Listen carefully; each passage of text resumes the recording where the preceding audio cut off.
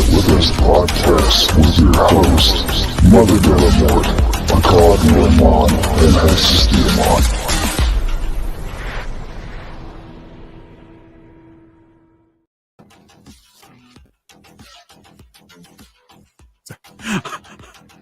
Hey! Hello, everybody. Apparently, it's playing like double right now on my end. I am hearing. That's hilarious. Wow. How? Are you guys hearing double? What is? I'm All hearing right. something going on in the background. This sounds pretty messed Yeah, up. what is going but on? I'm We not sure what that shut is. it all down. There we Well, apparently, it just wanted to play it twice. go. Yeah, I mean, Well, it's kind of neat in the background. you played You it so know much. what it was? Oh, you I have still the hear it. Bluetooth. Disconnected. Oh, see, Oh, I the Bluetooth on. was going to spin this story about how it becomes sentient and just had to keep playing itself, but now you've ruined it. Hello, Well, then. everybody. Hello, everybody. That was kind of an odd start that we had going on. Oh, it's Oh, but still boy, echoey. do we have a good one tonight, though. Oh, my word. Oh, we do, but I'm sorry, we forgot to tell people who we are. I'm Hexus. I'm Atya. Mother Delamort. Delamort is here. Yeah, oh, sorry. I interrupted to say that again. I said I'm Mother Delamort. And I am Rasty motherfucking Slasher. We have a fourth. We can call the corners now. We can. Just sit here. Earth, wind, fire. And I'm Captain I was Planet. going to say, are we freaking Captain Planet now? What was it? Fire, I water, am burn? definitely not Heart. I'm not gonna call it an element specifically, but I'm gonna call it not Heart. Well, I don't guess we can use the Wonder Twins, can we? Wonder Twin power, activate. Form of a vibrator. What? We haven't even got to what But which one of them subject has to be the we're talking batteries, though? I don't know. Like- Usually like- one of them doesn't one of them like pick like something organic or usually like an animal, then like one of them picks like a bucket of water or something. Yeah, pointless. I don't know, man. Give me a moment since you guys are not talking about our subject yet. So tonight, guys, we are talking about Gille De Rais, also known as the Black Knight. Omelette du Uber bad fromage. guy. Uber bad guy. whose He was a name is very not naughty man. Jill. Yep. Just wanted to clarify. His He name is was, not Jill. I think we can probably say it right now. I don't think I would set with him, but we could figure out later on. Yeah, I'm gonna go. I would not sit with him. I would kick him to the curb. I I would think kick him in so. the balls. But I would set with him. I would smoke with him, but like I would sit across the room. You know what Would I mean? you- Like, just across the room, not next to me. Would you smoke with him like in a French style? Hey, I mean, no, not completely. French. we actually have people here watching, guys. Oh wow, hey guys. Yay for people! Stephen P. Kitty Cat. Stephen P. Kitty Cat. I think I'd say hi. I don't know if there's anyone else out there. You're by yourself, man. Like, I hear the crickets from here.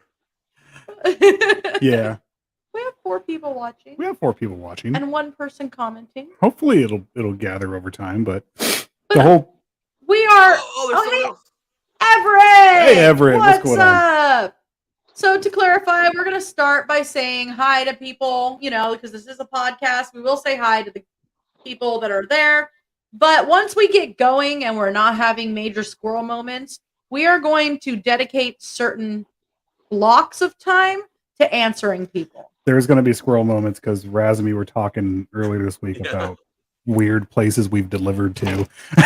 Well, we said we should That's going to be a we should completely different have show. that segment.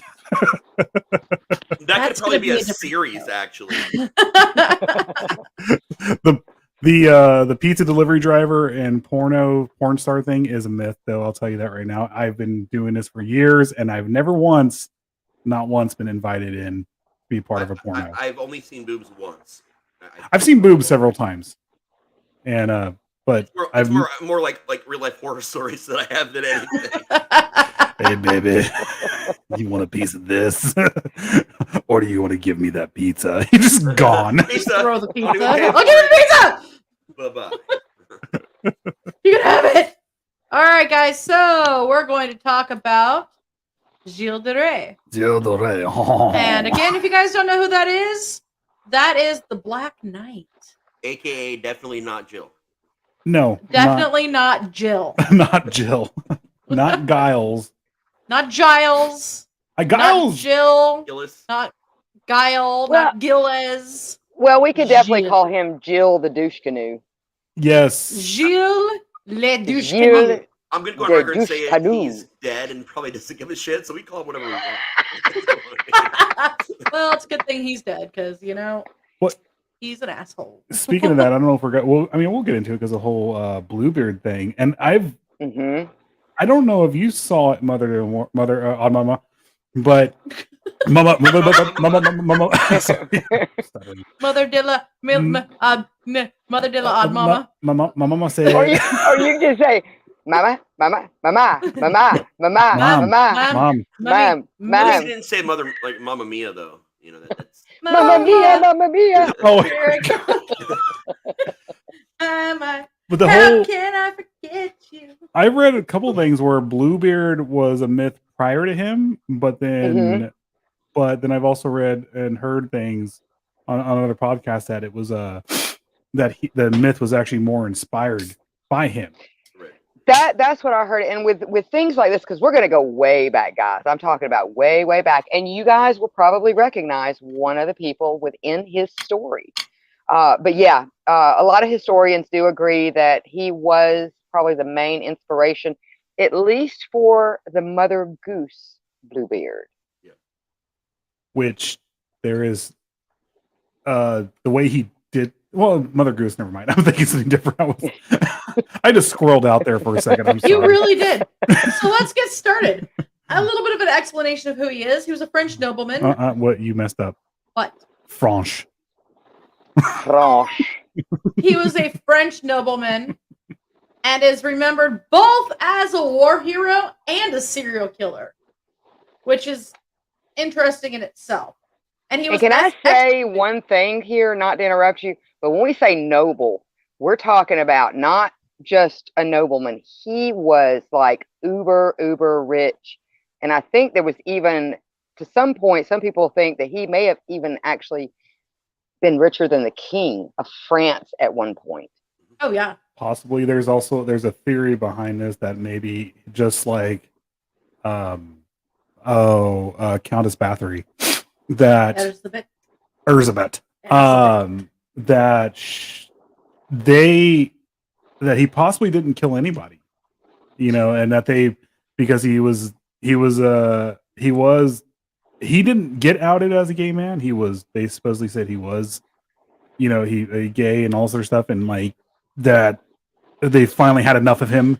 And plus the stuff we were talking about last night on the phone on Mother, that they just wanted him out of the way because one, he was recklessly spending a lot of money, a lot, and two, supposedly he was gay. Well, obviously he was a little bit, but so. Huh? I have no idea what you just said. I said I was mid-sentence. Oh, sorry. Squail. But basically, he was executed for killing more than 100 children in the early 1400s. And actually, this number is closer to 150. So, Gille De Rais was an esteemed 15th century nobleman and diligent soldier. He dedicated his life to defend France from the Kingdom of England and led his homeland to victory in the 100 Years' War. While he's remembered for fighting alongside, now this is the person we were mentioning, Joan of Arc.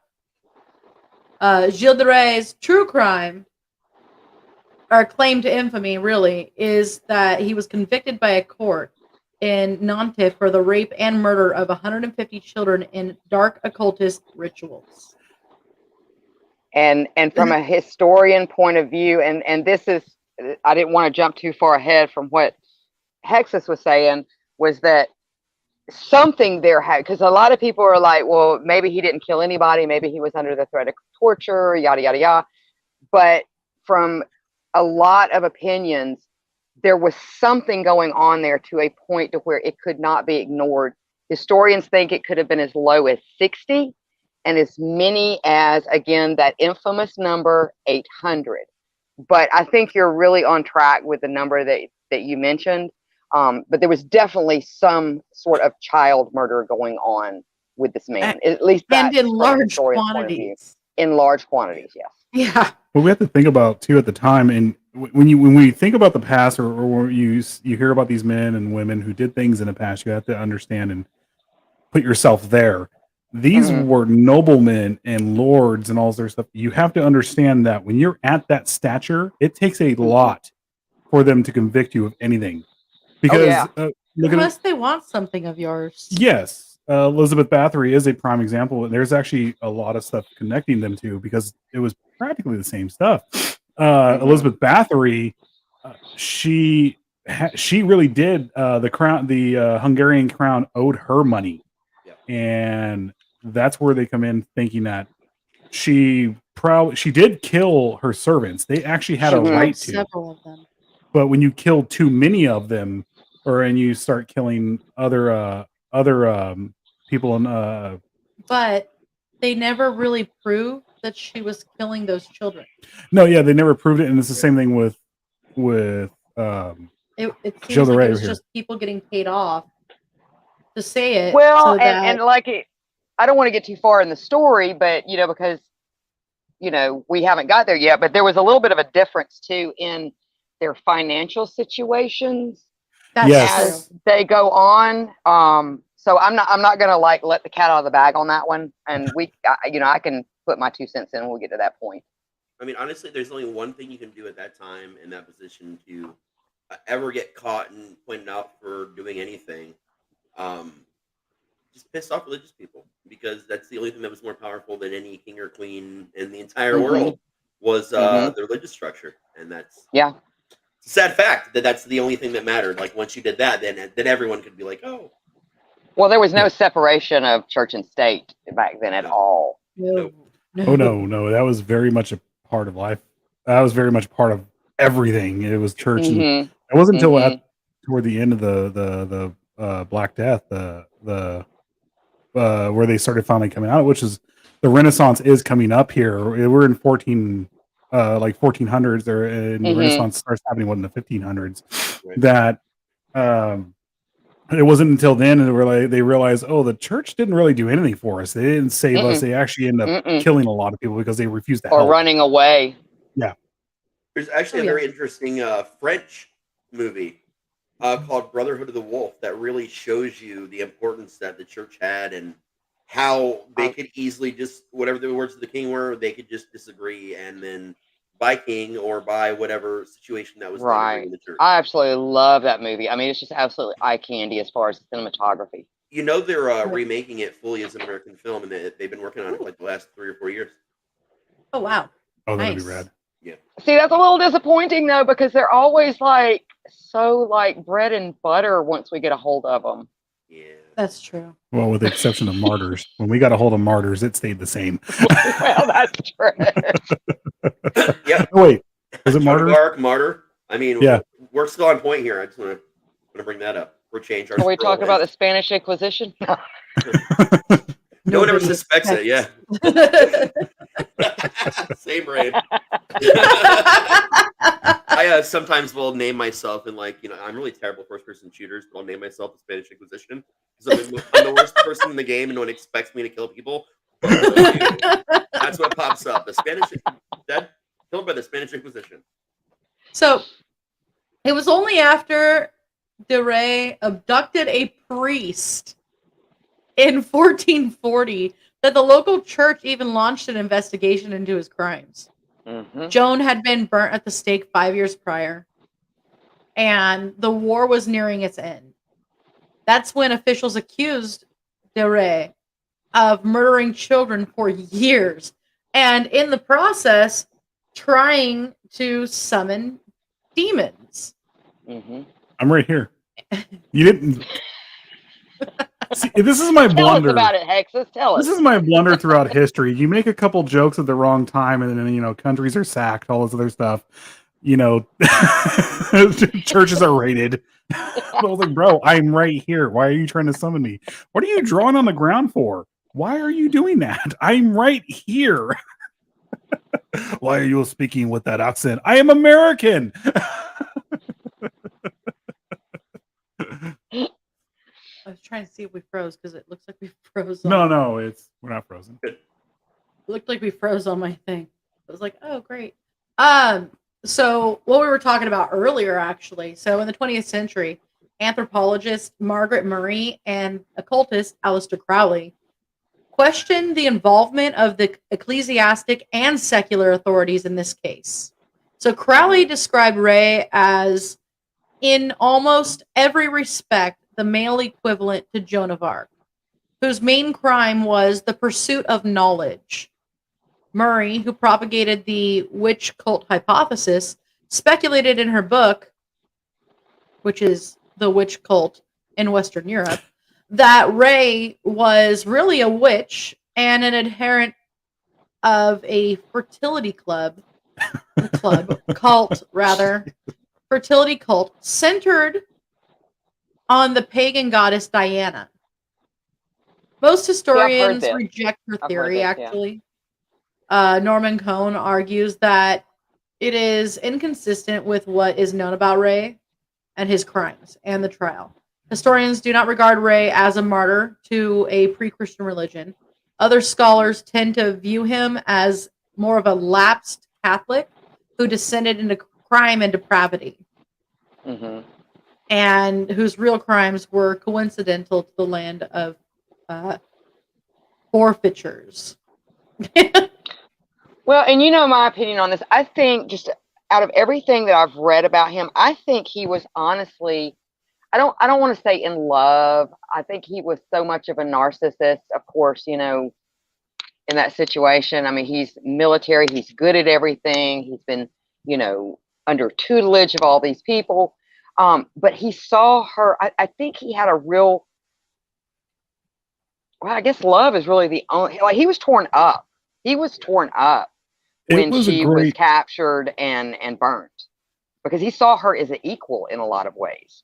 I agree. With that. I think she was also his moral compass in a lot of ways too.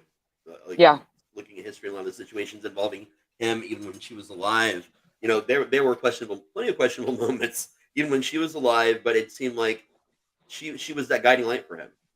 Whether it was love, equality, or whatever it was, at the end of the day, I really think that she is what made him a better person, and wanting to be a better person than he probably already even then knew he was. And that loss just took all that away from him to the degree that he just didn't care anymore. It was just.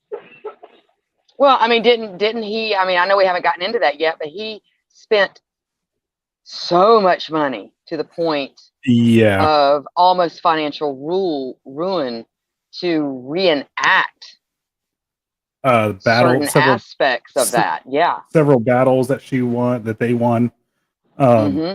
He was. That was during the time, like, he was actually awarded the Marshal of France, I think is what it was called. Because he was very, very aggressive and very courageous in during the 100-Year War and stuff like that. Like, how do they describe it? Him rushing into battle and just taking on the difficult missions that you should die from, and he came back like it was nothing. Right. Mentioning Joan of Arc, I'd be upset too for the whole reason that she was put on trial. As somebody who was in love with her, let's say he was in love with her, even if it wasn't like the romantic love, there was definitely an actual love there. Right. Right. She was put on trial for heresy. And well, he wasn't there when she was captured by the Brits, right? And so he wasn't. All went down, and he had no control of it. Which probably really freaked him out too, because he had control of everything.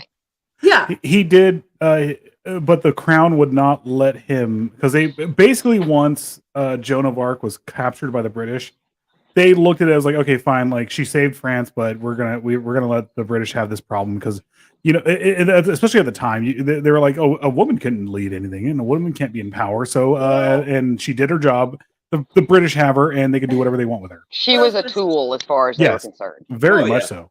Well, what I was gonna say was she was accused of blasphemy because she wore pants. Yep. And then of course there was that time where she was abducted and like no one seemed to care or do anything about it, Yeah. Oh yeah.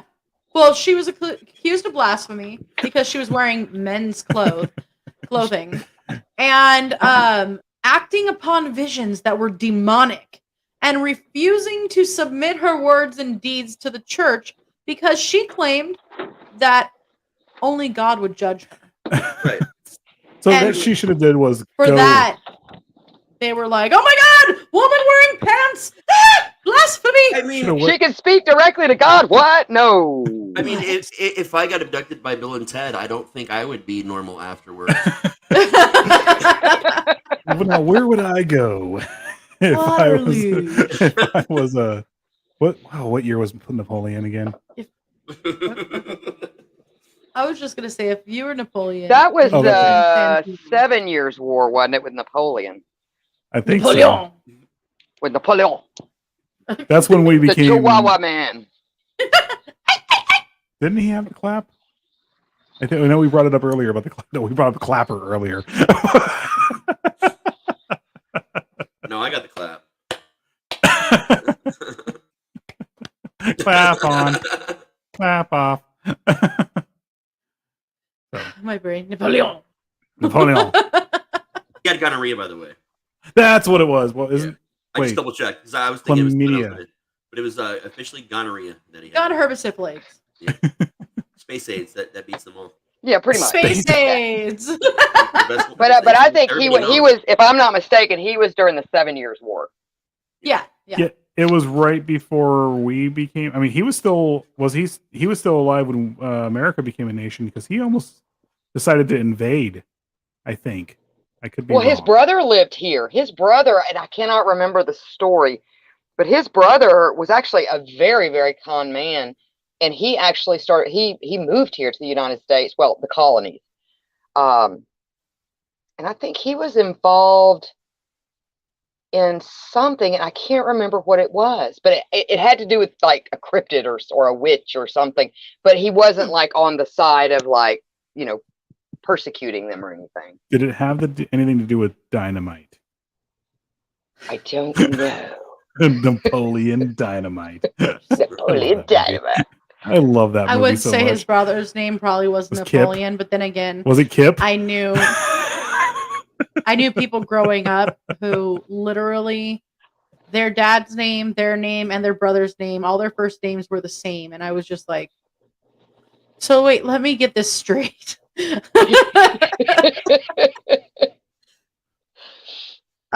His younger brother went by his middle name, by the way. Was it Daryl, and Daryl? No. I love Bob Hope.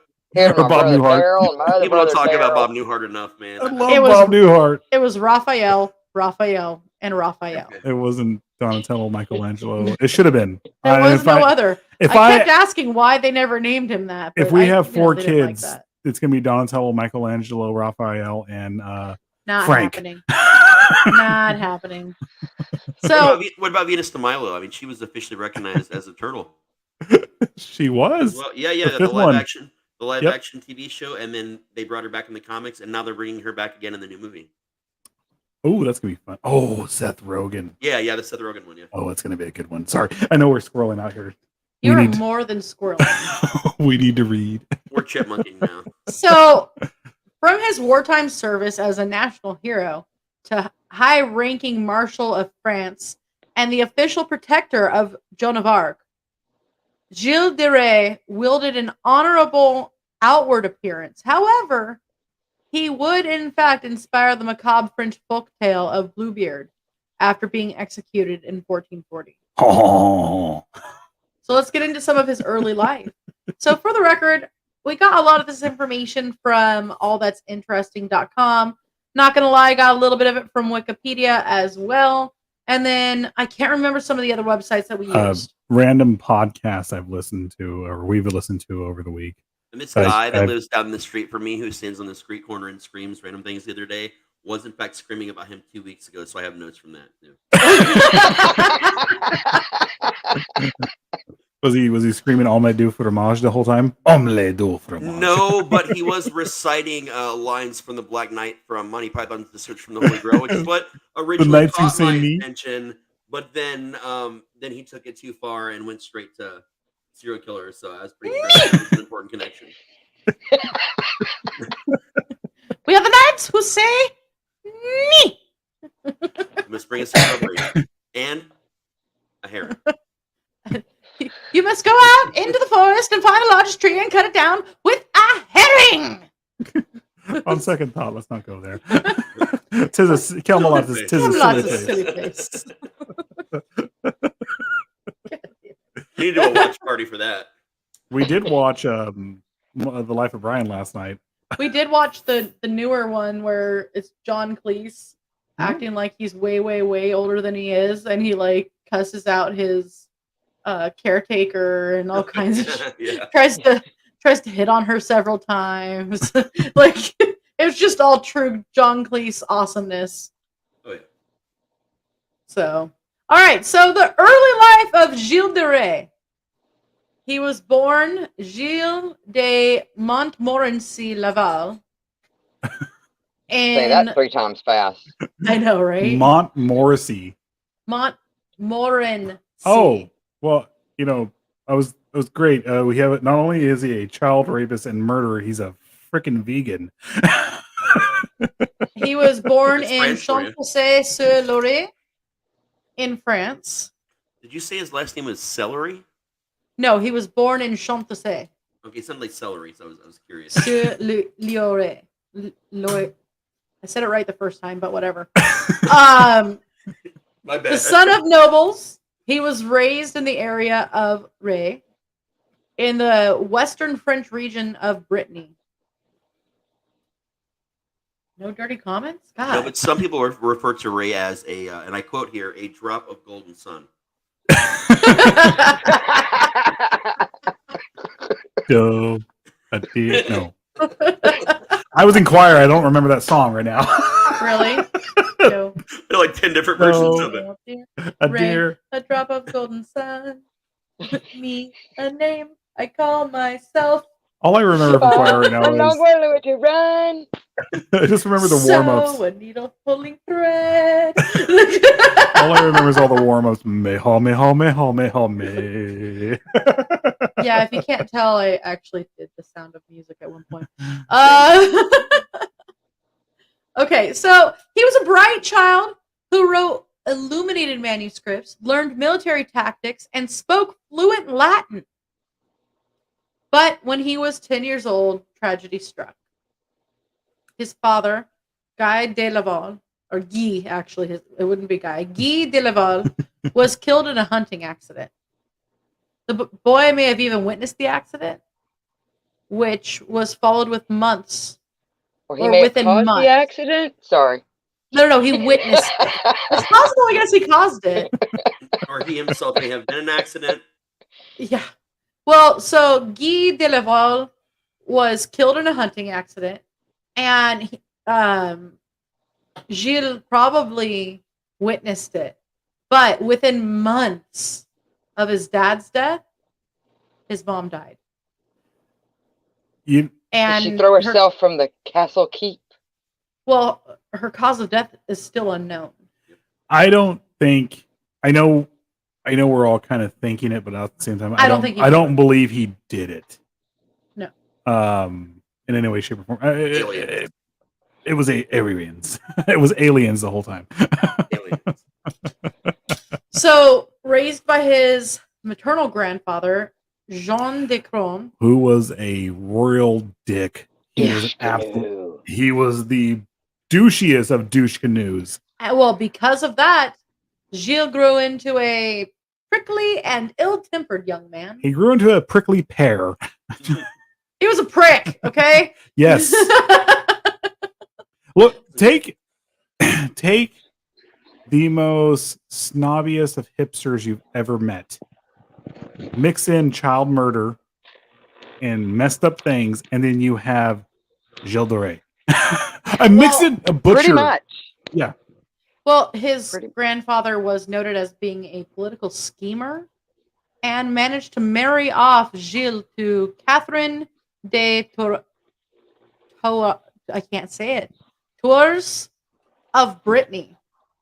And though the wealthy heiress significantly increased Gilles' fortune, their union was also fated, or actually made it so that he had to go to war because he had married her. Yeah. Well, he was. Yeah, he didn't have a whole lot of luck with the ladies first thing. I don't think he wanted the luck with the ladies. Honestly. Yeah, I don't think so either. Should we get to some of the comments? Say what you want, but you should leave Brittany alone. Leave Brittany alone. And we're on YouTube right now. That dude made his money off YouTube in the early days. Right. Okay, so let's get to some of the comments because some of them are pretty fucking funny.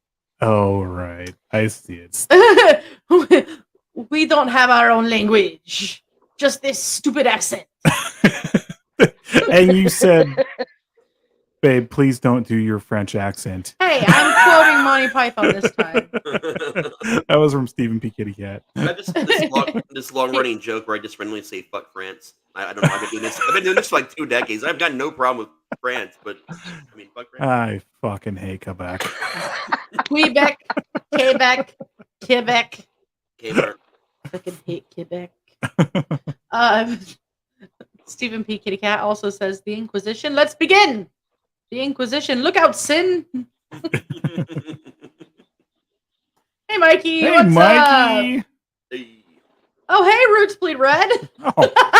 Who's that? Who the hell is that? Never heard of it. Teacher. Who was Joan of Arc? Ted, Noah's wife. That's legit. Mikey. Wait, was that in the? Oh no, That was in Bill and Ted. no. I just like. So was the I next don't- comment. I don't remember that one. Who was Yeah, that Napoleon? Napoleon was a short dead dude. He was Napoleon blown apart. Yeah. The fuck kind of demon summoning stuff is this? That's when we were doing the Raimi thing. Oh. No, dear. Don't get me started. Gille De Rais was a college know-it-all hippie. Yes. Yeah. And with how graphic and violent, or how violent a lot of hippies were. I mean, Charles Manson. Look at him. Charles Manson was a hippie. English. And we can speak that English. Yes. He very much was a hippie. He was very, very violent. So, should we play a commercial? I think we should read a little bit more. I mean, most of our commercials are not audio, so it's all visual. I was just asking. You can hear. No, we some can of play it them. here in a second. In the spirit of our last show, we don't play commercials. Commercials, play you. Oh, you mother Russia. So, the 100 Years' War was, or as it would come to be known centuries later, had been raging since 1337. It pitted the kings and kingdoms of France against those of England and wouldn't cease until 1453. Gilles was wrapped up in the conflict with his new home of Brittany when his new home of Brittany became a disputed territory between the kingdoms. Mm-hmm. There was a lot of conquest going on back then. Yeah, it was. The crazy thing is, if you think about it, like the 100-Year War was not really a 100-year war. It was more like a 400 or 500-year wars, because Europe actually has only been at peace until, I mean, recently. Yeah, pretty much since the end of World War II. Like officially, it was 116 years. Officially, yeah, but like I said, like Europe has only has only been at peace up until February of last year for about was it 70 years, maybe 80 years? Yeah, it's been a while. So they've constantly been at war. Like, it's something that happens over and over and over again over there. So Gilles' military career was well documented.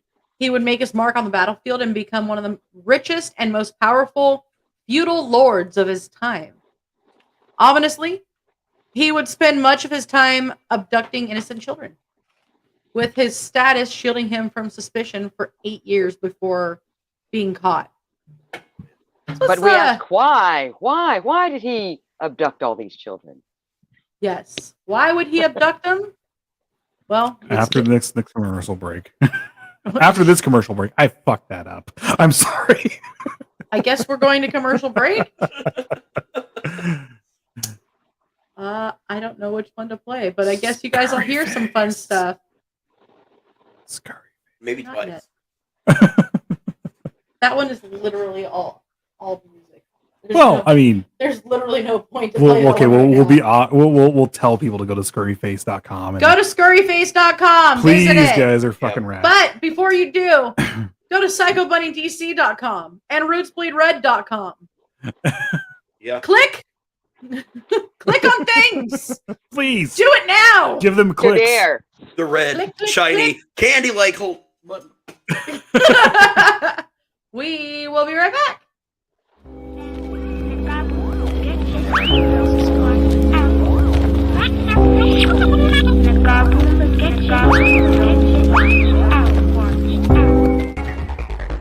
Well, gentlemen, perhaps we wouldn't be where we are today if we hadn't said to ourselves, just go, go, go, go, go, go, go, go, go, go, go, go, go for it. Final score for this film, we're gonna give it 3 paws out of 4.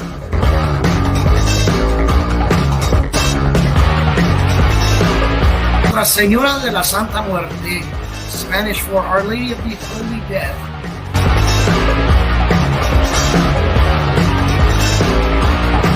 Out now! Oh, not sex and violence! Hi everybody, I'm Akath. And I'm pre-sexist Diamond. And we are Roots Bleed Red on Psycho Bunny Death Cult. Aha!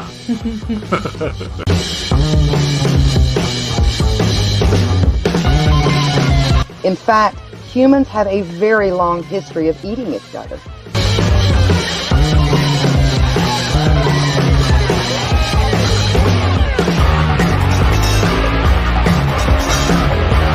So lock your doors, turn out your lights, and join us for Ghoul Radio.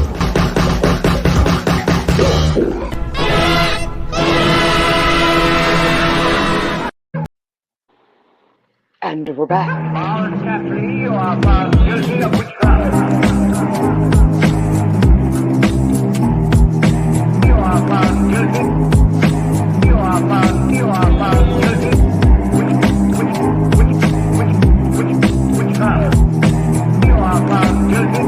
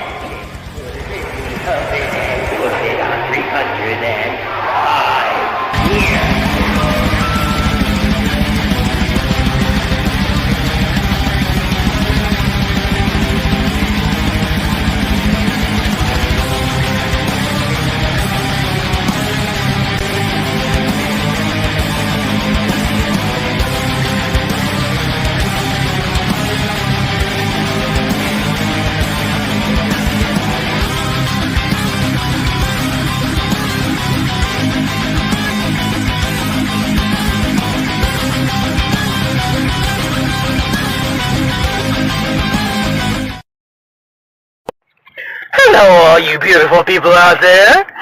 It's your boy Sloopy. And when I'm not guzzling down gallons and gallons of amazing ice cream, yes, oh, I love ice cream. Oh, hang on. I'm watching PBDC TV. Now, back to the show, all you beautiful people. And remember, stay nasty.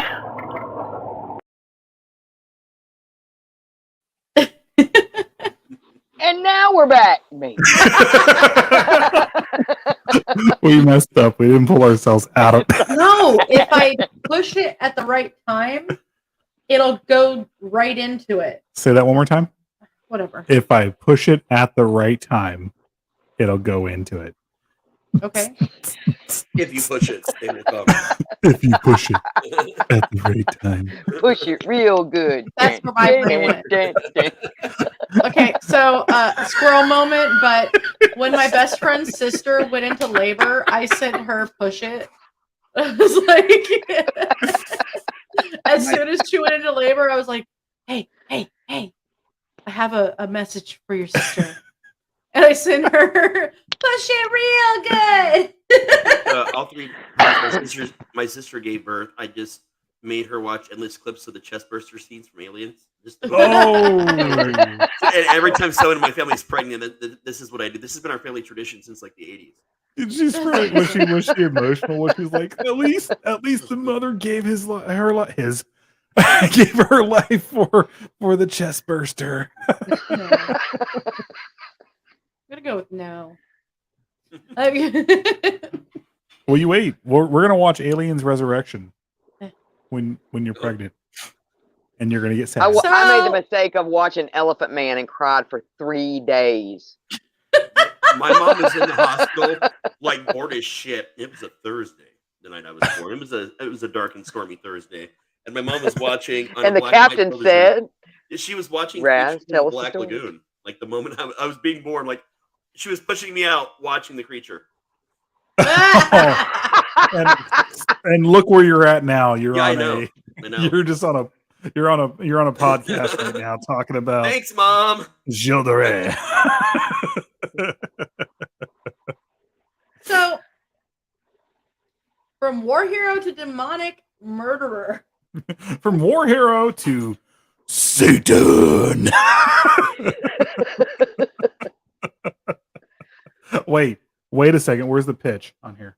It's up there. From war hero to Satan. Anna Carvey in the church, like, who could that be? Maybe Satan. right.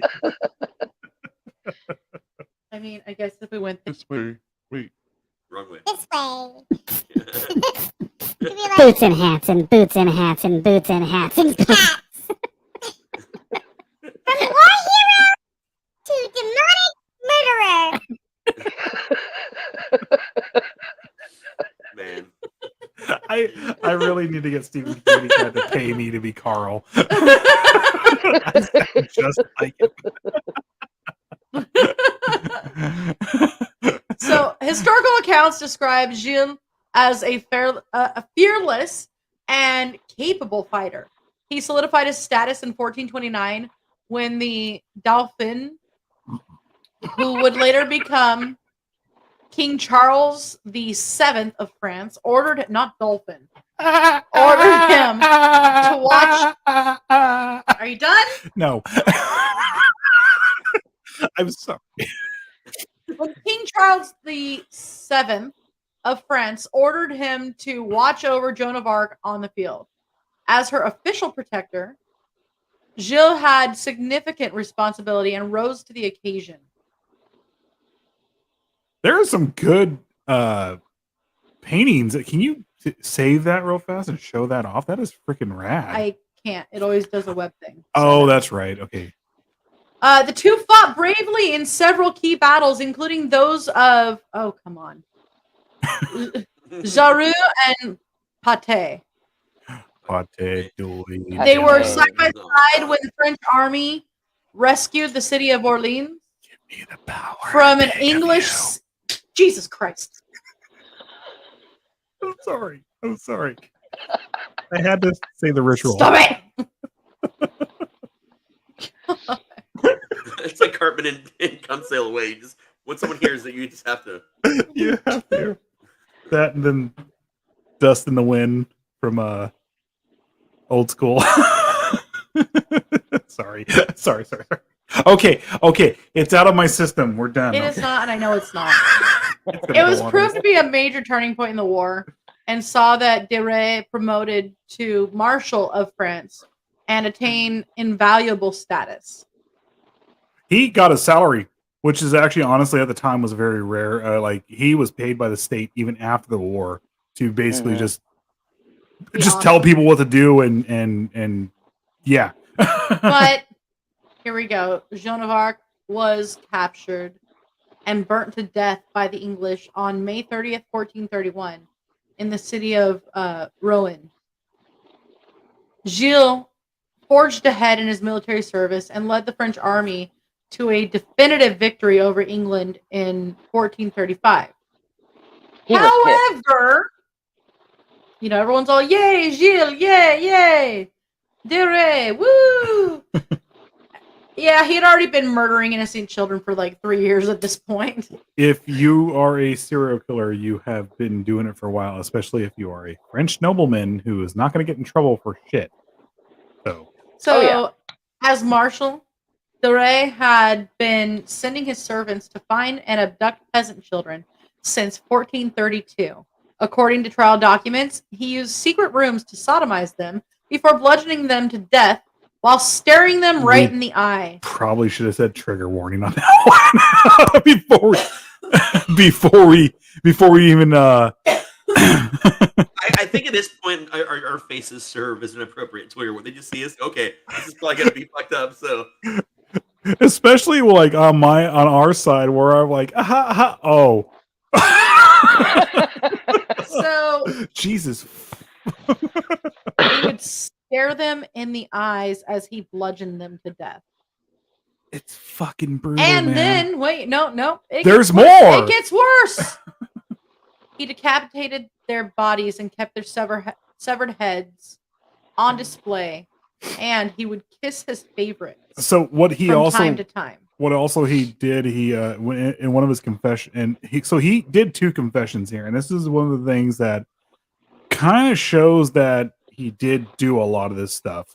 He wasn't embellishing, he wasn't doing anything like that, like because he had a public confession and then he had a confession with the church and everything like that. He one of the things he said he did, he relished setting on them on these children while he did it, while he killed them and then played with their insides and everything like that. And I hate to say it like that because it's a terrible thing to think about it, even though it's what are we at, like almost 600 years later. It's still just a brutal subject even to think about what this man did to these poor children, you know. And he was really good about being able to kind of get in good with the church because he did build his own church. Yes. He built his own church, which was, what was the name of it? Hold on. I have it here. Don't remember at the moment. I have it right here. Hold on. Another thing, while you're looking that up, You're gonna make me forget. Oh, go ahead. Sorry. To be clear, these children already didn't have that good of lives. They were peasant children. No, and that, so they were probably tempted with food or something simple. a lot of them were tempted with being a page because it basically gave them a home to go to and live. And they're not going to make any money or anything like that, but while they're being a page or a squire or whatnot, they're going to learn a trade and they're going to go from there. And then when they get older, hopefully they're going to get out in the world and make at least have a home or something like that. Even that was like far-fetched for a lot of these people at the time. Oh yeah. Because it was next to impossible for anybody at the time to own property if you were not like a lord or anything like that, you know. And this is also too at the time when the new world where you had people selling to America and everything like that before it was America, and you had a lot of peasants saying, "Screw this, I'm out, and I'm going to go over here. And even if I die, I'll have my own home. I'll do this over here, even if it's just like a shack." You know. Well, and I have a quote here, and a lot of this, like we said, well, you can find on Wikipedia. But now, in a gentleman's, his name was Jean Benedetti, in his 1971 biography of Rais, tells how the children who fell into Ray's hands were put to death. And it says the boy was pampered and dressed in better clothes than he had ever had before or had ever known. The evening began with a large meal, heavy drinking, particularly Hippocrates, which acted as a stimulant. The boy was then taken to an upper room to which only Gille and his immediate circle were admitted. There, the boy was confronted with the true nature of his situation. The shock thus produced on the boy was an initial source of pleasure for Gille. Mm-hmm. So it really shows that it was the control that he was actually after. He liked having that over these people. He was given control by the state. Like, he was straight up the Marshal of France. And then to be able to like say, "Hey, I'm your god. I'm going to take your life away from you right now." Or if you're nice, which was never the case with him, he just killed him on the spot and did whatever he wanted to them. Yeah. He was very much a sadist when it came to that. Oh, very much. Very, very much. Right. Oh, sorry. Why did you stop talking? Keep talking. I'm done talking. I apologize. I forgot what I was going to say earlier a second ago. I was doing things while you were continually talking. Way to drop the mic on that one, man. Like, right, Raz? And that reminds me of a story. I'm joking. So that reminds me of a story here. Let me go ahead and just interrupt. Should that be an ongoing thing here? We just interrupt the host. Mine was accidental, to be clear. I didn't realize you were going to say so. I would have done it at that point, but I'm just trying to fill the dead space. Yeah, this one back here has a tendency to do it anyway. So I fill the dead space. I'll tell you that, guys, right now. You do not. I'm talking more about the fact that you just interrupt me every time I talk. I'll tell you what, being a demon. I thought you were going to say diva. Being a diva demon. It's not my problem if you're blue, if you're turning blue, okay? I'm going to fill the dead space. Diva. Ah, that's so gory. I think even saying I fill the dead spaces could be taken in a lot of ways, but we are talking about serial killers, so. All right. All right. So I guess I could get back over to my notes. After he retired from military service, his lifestyle became more decadent. Shocking. Well, it was already decadent to begin with. That's what I'm saying. So his lifestyle actually became more decadent. You know, at the time, though, it was expected of anybody with a lot of money, especially like lords and ladies and all this other stuff, to do what he's about to do here. It was expected for them to spend money and be lavish and everything like that. It's just one of those weird societal things. I mean, I guess it continues on even to this day, you know. Sorry. I'm afraid to open my mouth sometimes here. That's what she said. Yeah. So he squandered a fortune on excess and bad investments. And one of these bad investments apparently was a play about Joan of Arc and the siege of Orleans. And it was a 150 actor play.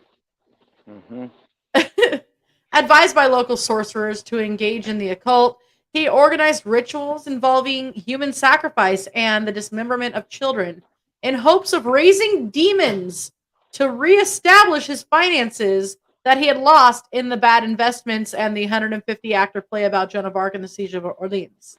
Bro, I'm here. I'm just getting high. I'm right here. Oh, and I have the name of that church now. Oh, yeah. So get this. It was the Chapel of the Holy Innocents. Oh, that's lovely. Well, right. Jesus Christ, man, those guys like knew how to smooth wordplay. Yeah. Like, I mean, the whole time, like the Chapel of the Holy Innocents, and he's just sitting there just murdering kids. It's in the most not brutal forms. Yes. I mean, if you think about it, looking at it from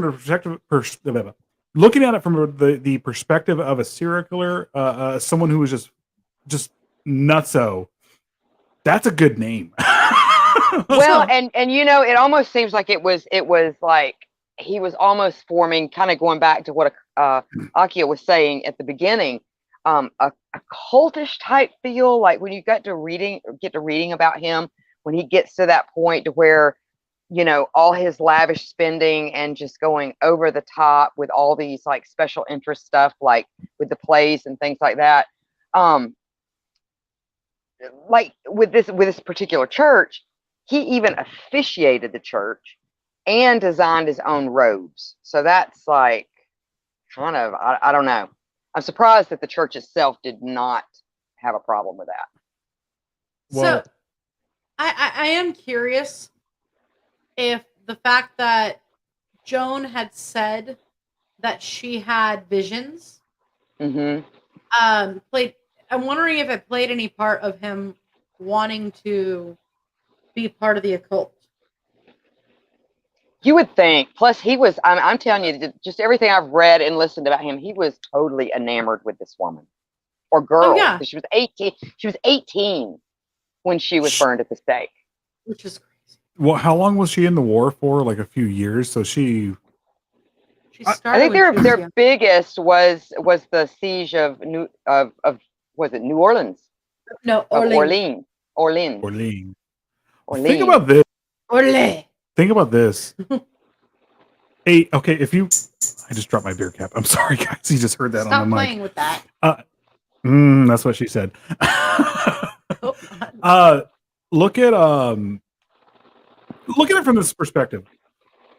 More than likely, Joan of Arc was schizophrenic. She was hearing voices. Well, I mean, Or I was maybe going to she- get to that in a little bit. Well, I know, but we're gonna get here. But this person who was hearing voices at like 14 years old or 13 years old or whatever it was, saved France from the British. And then the British killed her. Yeah. And still, just, I mean, like straight up hearing voices saved France. So I guess let's get into some of her visions here. So Joan's visions played an important role in her condemnation and her admission that she had returned to heeding them led her to her execution. The theologians in the era of the era believed that the visions could have supernatural source. The assessors at her trial focused on determining the specific source of her visions using an ecclesiastical form of it's called discernment of the spirits or of spirits. Just I'm gonna totally butcher this. Discretio spiritum Wait, is what it is. did you just summon Harry Potter's Pretty much. broomstick? Uh, You did. Diagonally. Diagonally. Did he just say diagonally? There's a meme I've seen of that. I can't repeat it here because we will definitely get on YouTube, get taken down. It's just hilarious, and I'll tell you guys after the fact. Well, so because she was accused of heresy, they sought to show that her visions were false. The rehabilitation trial nullified her sentence, but did not declare her visions authentic. In 1894, Pope Leo VIII pronounced that Joan's mission was in fact divinely inspired, and by the end of her canonization trial in 1903, her visions were seen as part of that mission.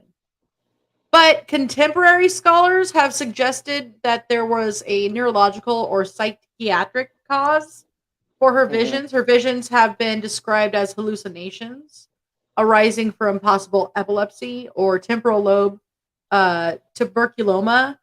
Others implicated ergot poisoning, schizophrenia, delusional disorders. One of the promoters of the faith at her 1903 canonization trial argued that her visions may have been a manifestation of hysteria, but of course, because she's a woman, she has a period.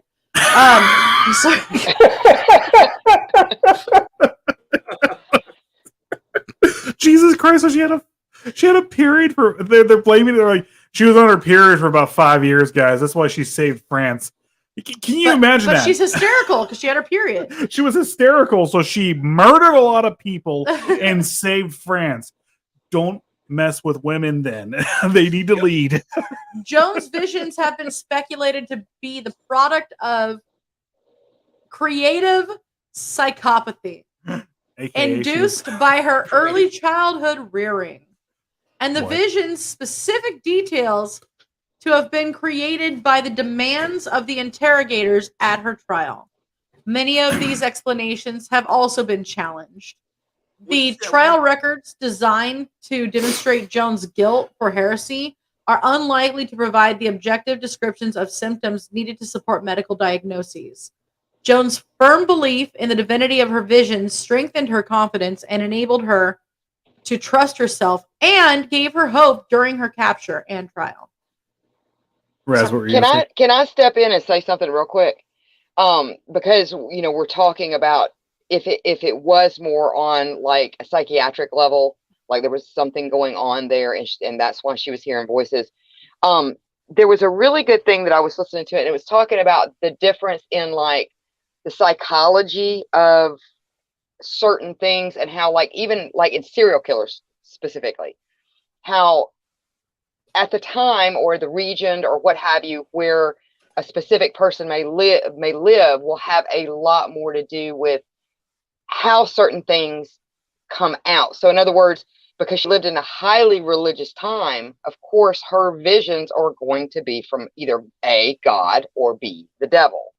And they were talking about how like over in a lot of Asian countries and things like that, a lot of the serial killers, their motivation is there's usually a really direct correlation with greed, what they can obtain afterwards in like a monetary almost like from that particular killing, whereas like in the States and a lot of the European countries, it's more of a sexualized thing, that they kill to fulfill some sort of sexual need.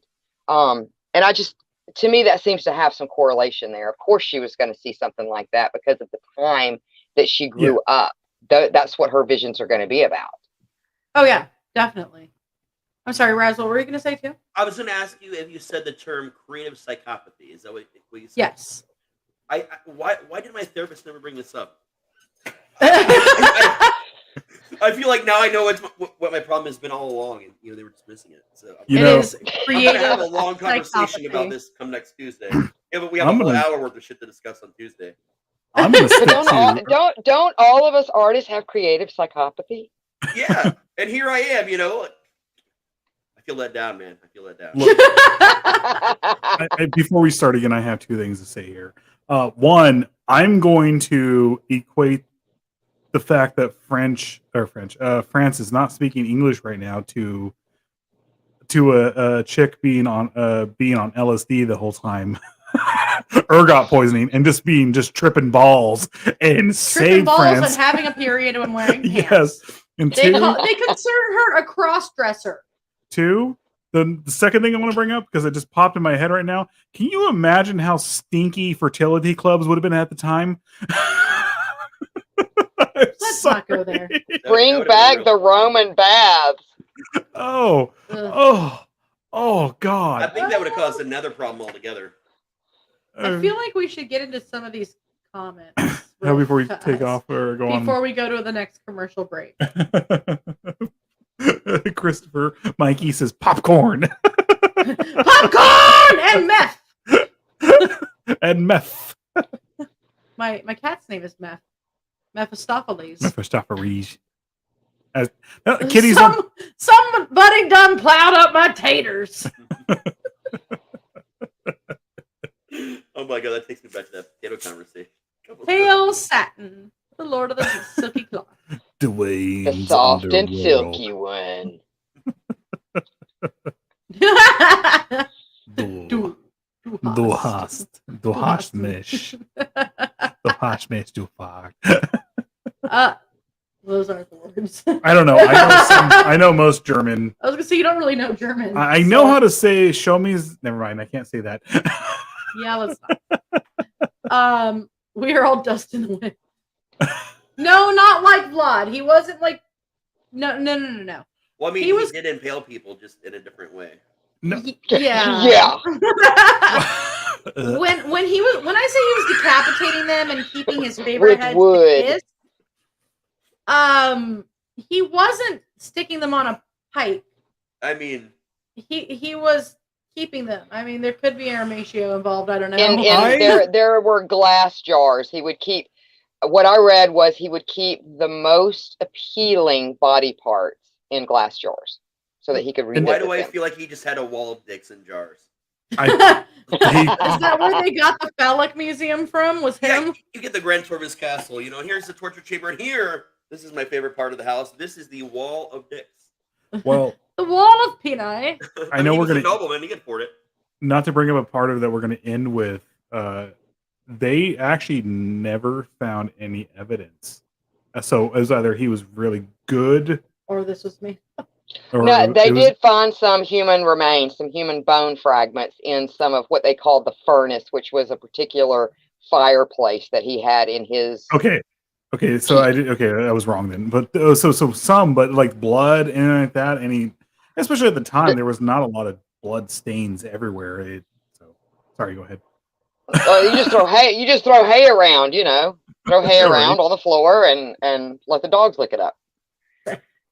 So, Steve the Cat asks, so do you think some of this was the inspiration for the first part of Hellraiser 4? You know, the part that takes place in France? Honestly, with Clive Barker, possible. Spooky Tales, no, Clive Barker more than likely did. No, he did. I want to say slightly based on this, especially with the. Well, it involved French noblemen obsessed with the occult and sacrificing people. So. What was the box called again? The Lemon Shop? No. And I'm a huge Clive Barker fan. Say that again. The English translation was the Lament configuration. There you go. It was named after the family. Yeah, Le Merchant, which was the name of the toy maker's family line in France. Yeah. Yep. Yeah. But was Summoning the Devil, the occultism behind it, it more than likely Clive Barker did base it on that. Well, things turned out so well for Joan of Arc. Who wouldn't want similar powers?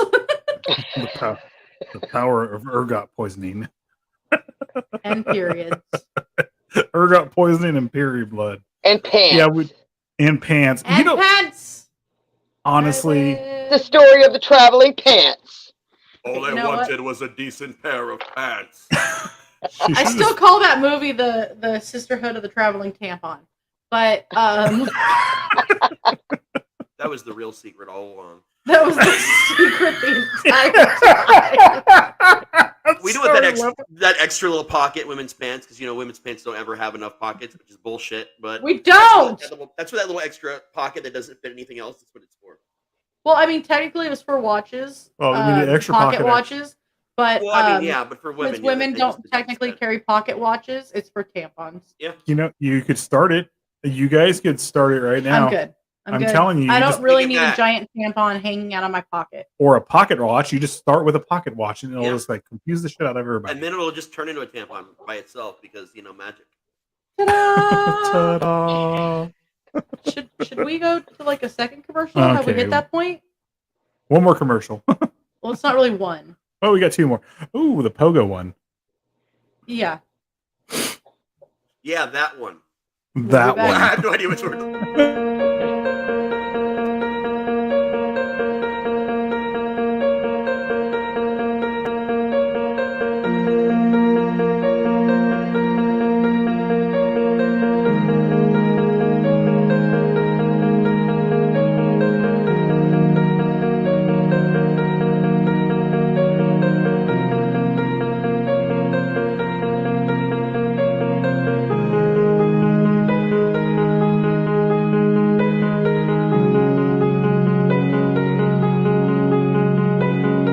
G'day guys, it's Pogo here. And I got some news for you. We'll be going live on the 23rd and 24th of September, doing a paranormal investigation from a town called Borough. We'll be doing 11 locations. Hopefully we get some activity. Looking forward to seeing you all on the live feed. It will be going live on Psycho Bunny Death Cult. So looking forward to seeing you there. Keep your eyes peeled. I'll let you know what's happening. Alright. Much love and respect, Pogo. Catches.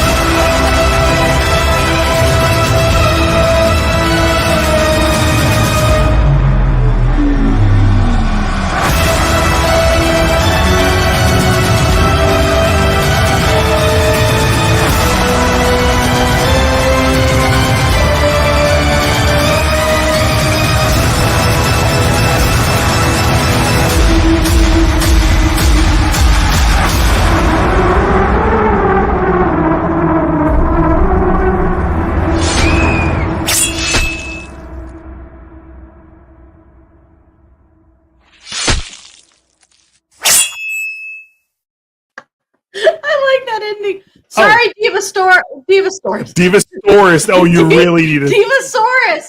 I'm sorry. You cut him but, off. Hey, you know what? We weren't going to be right back.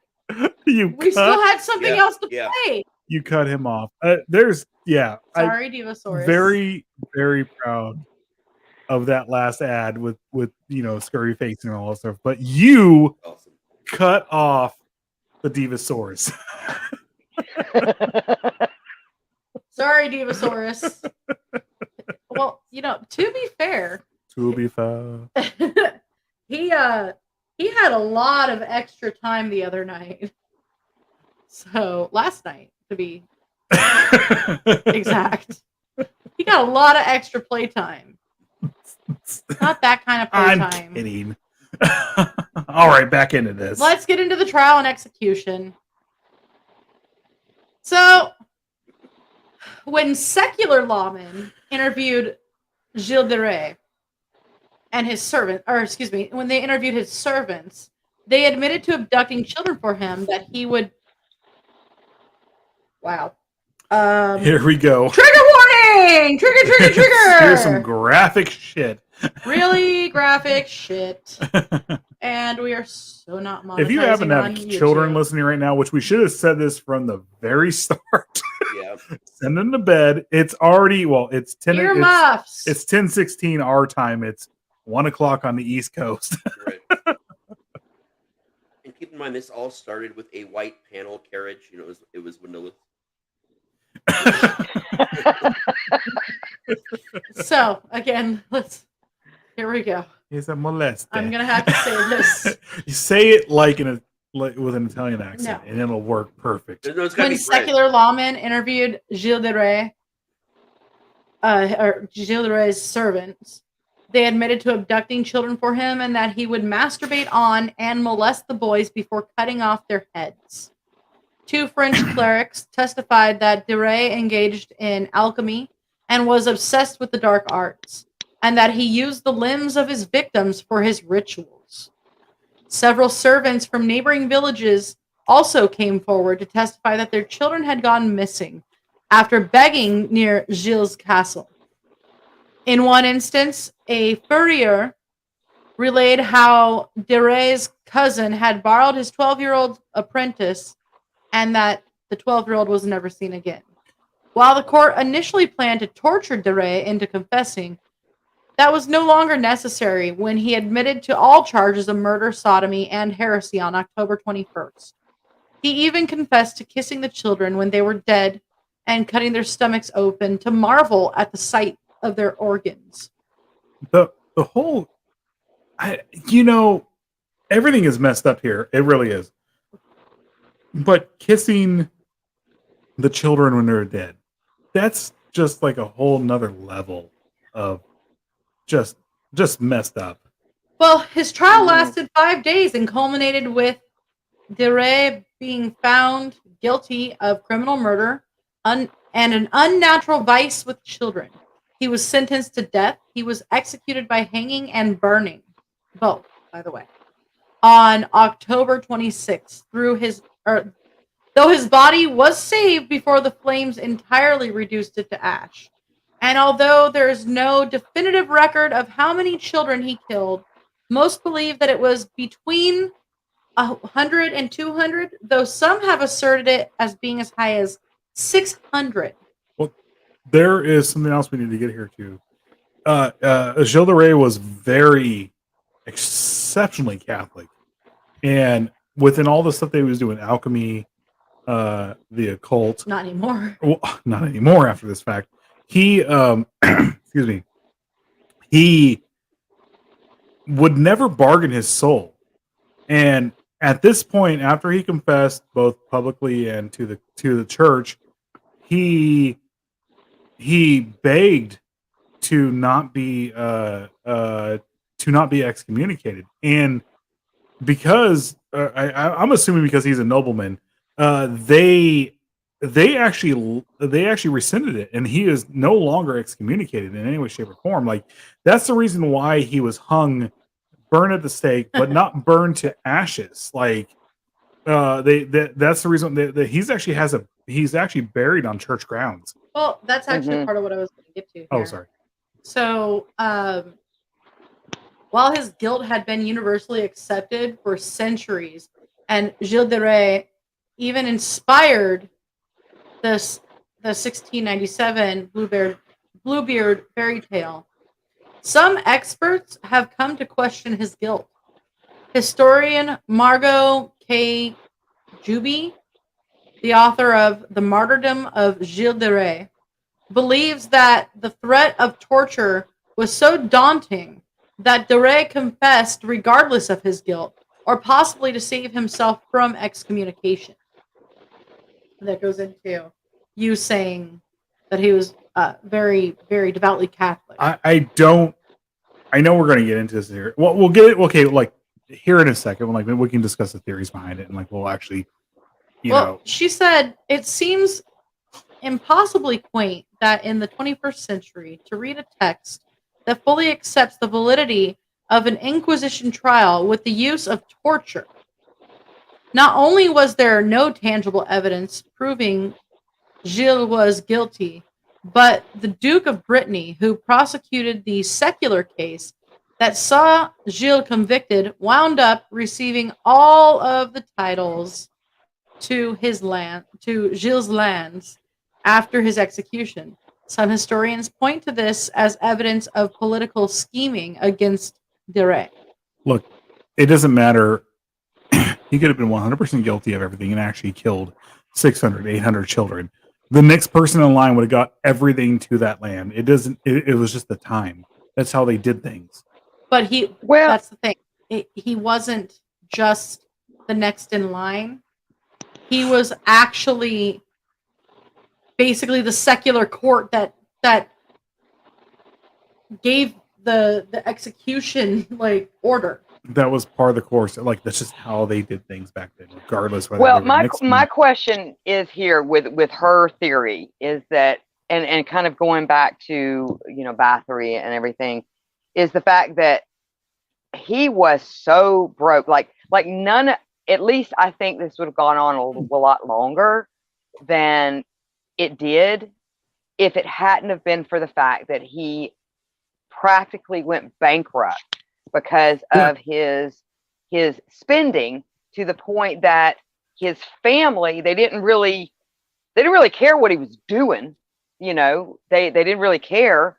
And he had cousins that were involved and all this kind of stuff. So they didn't care what he was doing.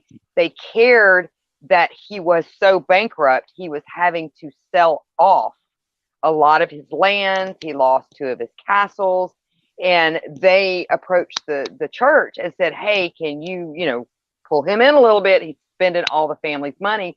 And the church, of course, was like, oh, no. We can't do that, And need that money. So, yeah, we need that money. And so then they appealed to the king, and the king was the one that actually stepped in and forbade a lot of the noble people from doing any type of business with him, other than what was it, the nobleman of Brittany. It was all contracts with him were null and void, basically. Well, and his debt, like his credit, fell to ruin, and so nobody would do business with him. So there wasn't, I don't think, in this case, as much to quote unquote benefit from accusing. Well, no, there's. He never did. Yeah, but get rid of his land. Well, and there was family involved. There was family tied up in that. So I think there's probably a little bit of a difference here. Well, let's backtrack here for a second, because that was actually a thing I was opening a beer, honestly, guys. And I forgot to say this. Let's go back to his the play he put on, when we were talking about the occult and all this other stuff, and the fact he was trying to summon Satan, or Lucifer at the time. Lucifer, Satan, the devil, it's all the same stuff. The Lightbringer, how about that? That play that he put on. So what he did during that play, which was, even at the time, playwrights, all this other stuff, anything costumes or whatnot were constantly reused. Even to this day, you reuse everything. But he insisted on everything being remade. he insisted on he wanted accuracy. Wasn't just accuracy, he just was lavish. Well, yeah, He paid for everything, food, he paid for everything for everyone to come and watch because he loved Joan of Arc. He wanted to make sure everyone saw this stuff. That play he put on was the equivalent in today's standards, I think, was a $14 billion. That's how much it was over the top. Yeah. Now you mix all that in with what he's doing the years afterwards, and going on with him selling off whatever he can pawn off in his houses, and this is still on top of him having money, like family money that they were able, like he was never going to go hungry in any way, shape, or form. He was still going to have his castles. He was still going to have whatever he had that was family lands and be able to live his life. But it got to the point to where he was selling off his personal lands, and then when the church and the king got involved was when he started off trying to sell off the family's lands. And that's when they went to him and was like, no, we're not doing this because you're about to make us all poor. You're about to make us all whatnot. You know, it was just this is where that he was getting swindled by alchemist, or if you want to say whatever's real or not. He was being swindled by these charlatans and carpetbaggers and all this other stuff, coming over there going, hey, I can help you out, and we just got to summon the devil and we'll get you some money here. Okay, well, that didn't work. So what the devil requires of you, or what these demons requires of you, you're already killing these children. You need to start doing more and offering body parts and all this whatnot, all this other stuff to these demons. And it just, sorry, go ahead. Go ahead. But it went from there. And this is where you get into the claims of it being 600, 800 children. Well, and it was the traditional hunt for the Philosopher's Stone. That's what he was looking for. Yeah. Oh, yeah.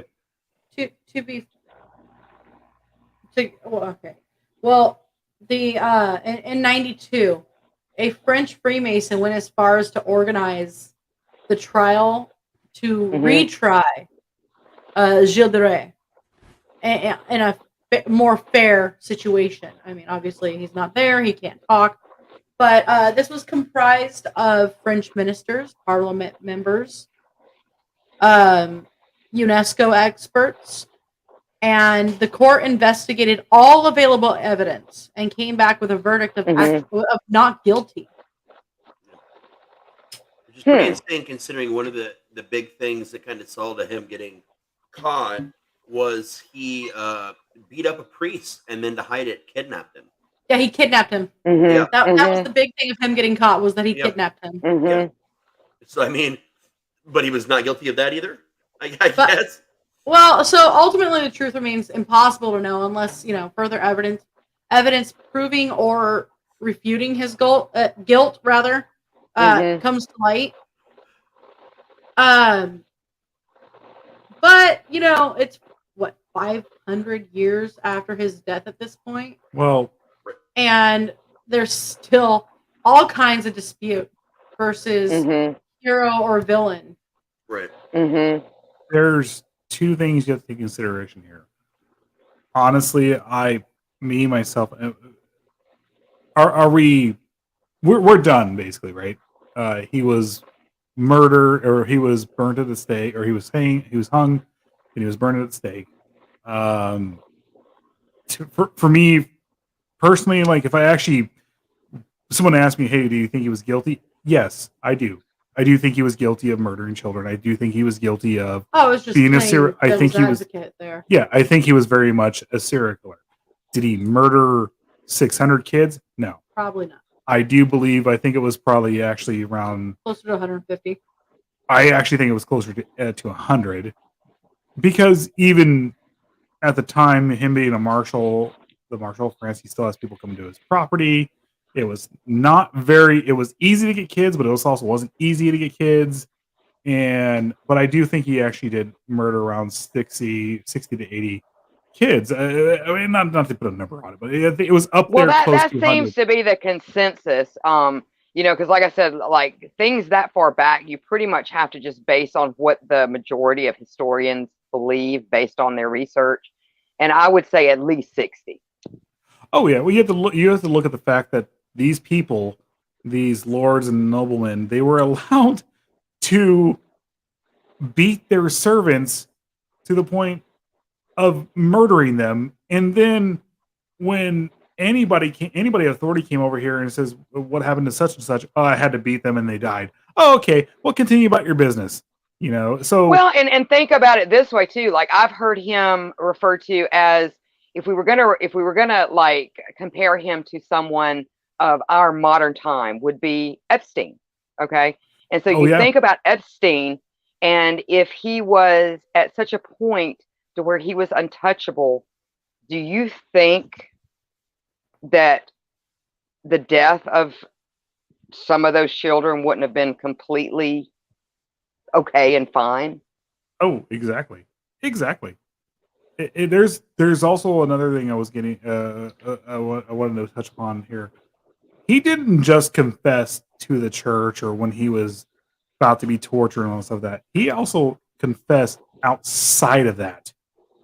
It was the confession he gave that was to I keep saying public and to church, but the one that was public to just a random official, it was extremely graphic. Ecclesiastical versus secular. There you go.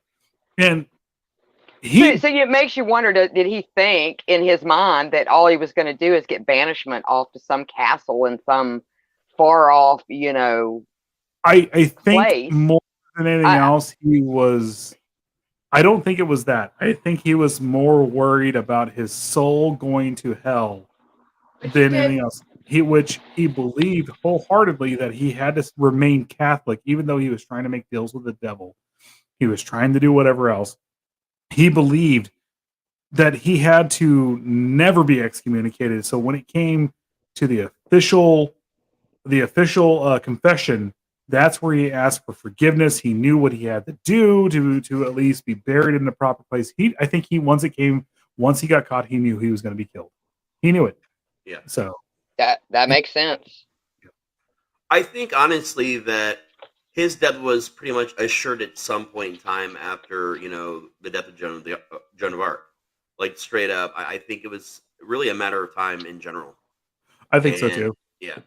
And you're right, when they caught him, it was just like, you know, I was gonna die probably anyway, but now is as good a time as any.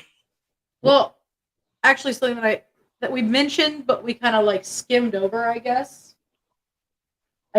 I should let's get into it for a second. We talked about how he had kidnapped a cleric, right? Yep. So on May 15th, 1440, Ray kidnapped a cleric during a dispute at the church of, oh God. The church of, oh God. Saint Etienne de Mer Morte. An act prompted an investigation by the Bishop of Nantes, during which evidence of Ray's crimes was uncovered. On July 29th, the bishop released his findings. He subsequently obtained the prosecutorial cooperation of Gilles' former protector, John VI, Duke of Brittany. Gilles and his bodyguards, Poitou and Henri, were arrested on September 15th, 1440, following a secular investigation that corroborated the bishop's investigation. Ray's prosecution was likewise conducted by both secular and ecclesiastical courts on charges that included murder, sodomy, heresy. Excuse me, my nose. The extensive witness testimony convinced the judges that there was adequate grounds to establish the guilt of the accused. After Gilles admitted to the charges on October 21st, the court canceled a plan to torture him into confessing. Peasants of neighboring villages had earlier begun to make accusations that their children had entered his castle begging for food and were never seen again. The transcript, which included testimony by the parents of many of these children, as well as graphic descriptions of the murders provided by Gilles' accomplices, was said to be so lurid that the judges ordered the worst part to be struck from the record. Yeah. You know, this reminds me of Michael Jackson. Okay. All the court. No, I'm being serious. The court trial behind Michael Jackson and like that. Everyone. I mean, regardless whether something really happened or didn't happen or all that, you had a lot of people latching onto it, going, "Oh my God, this happened to my kid too," and he happened to brush against Michael Jackson, or he went to a concert or whatnot with them, and you're like, no, that more than likely happened to a couple of kids or whatnot, but yeah, the thousands coming forward just trying to get money or get whatever out of the stuff. It's just it seems to be a recurring thing in history, not to take away from somebody that things happen to them, but people like this. You've also got to think too. I mean, at the time, I mean, like public execution and burnings was like a family affair. So if the court wanted to strike some stuff from the record, it must have been really bad. It wasn't just a family affair. Is going to a public hanging at the time was like going and watching something from the MCU. Well, No, it was. They had like people that sold goods. There were souvenirs that would be sold like of the person that was murdered like afterwards. Like it was. It really was a whole thing. Everybody turned out for it. Yeah. Well, so as we've stated before, the exact number of his victims are not really known, as most of the bodies were burned or buried. The numbers of murders, generally, it's somewhere they place it between 100 and 200, but there is conjecture that it could have been more than 600. The victims ranged in age from 6 years old to 18 and were predominantly boys, but not all of them.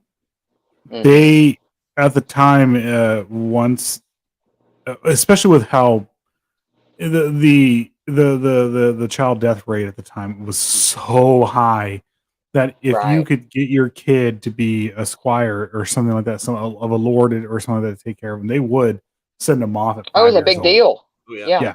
And that brought so much in to the family for that to happen. Oh, because this is the time of like kind of boost your status, even just in general. it did. The family. Well, the whole feudal lords and stuff like that. You're basically living on someone else's land, and you're either going to be part of their army or you're working the land or something like that, and you're not getting any money out of this. So the next thing to get even food, a piece of bread or something like that, was, hey, take my child, go learn a trade. And it wasn't even exactly learning a trade. It was just, hey, clean the stalls over here while we take care of your we send here a piece of bread or something like that to your family every now and then. Well, you get a better life, basically. Yeah. On October 23rd, 1440, the secular court heard the confessions of Poitou and Henriette and condemned them both to death, followed by Gilles' death sentence on the 25th of October. Gilles was allowed to make confession and his request to be buried in the church of the monastery of Notre Dame was granted. Execution by hanging and burning was set for Wednesday, October 26th at 9 o'clock.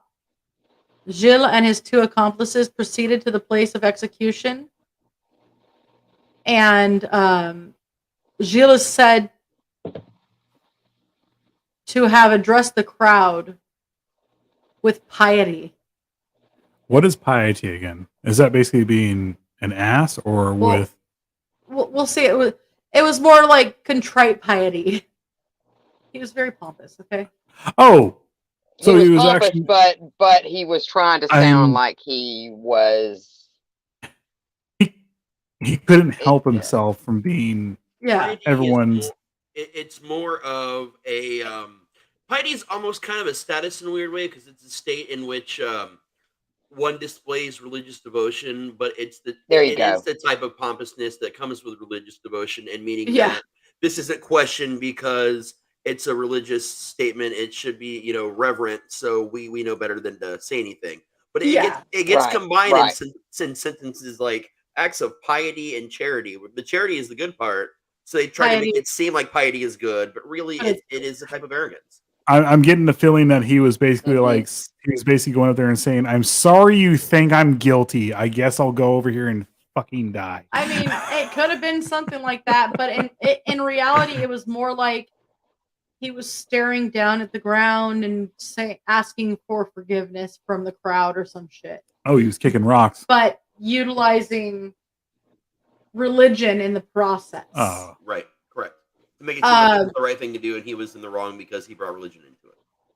Yeah, exactly. And then his accomplices, he had told them to die bravely and think only of salvation. they're all like, "Are you serious? They're sitting there like, fuck you. Are you serious?" There was something else I wanted to bring up. One of the bodies that he actually hid was in a latrine at the time and had. Oh, sorry. Oh, I apologize. I'm sorry. I'm sorry. Go ahead. Real fast, before you do that, he actually requested to die first. And they actually granted it. Yep, that's how pious he was. Yep. And at 11 o'clock, the brush at the platform was set afire and he was hanged. His body was cut down before it was consumed by the flames and claimed by 4 ladies of high rank for burial. The other 2 were executed in similar fashion, but their bodies were reduced to ashes and then scattered.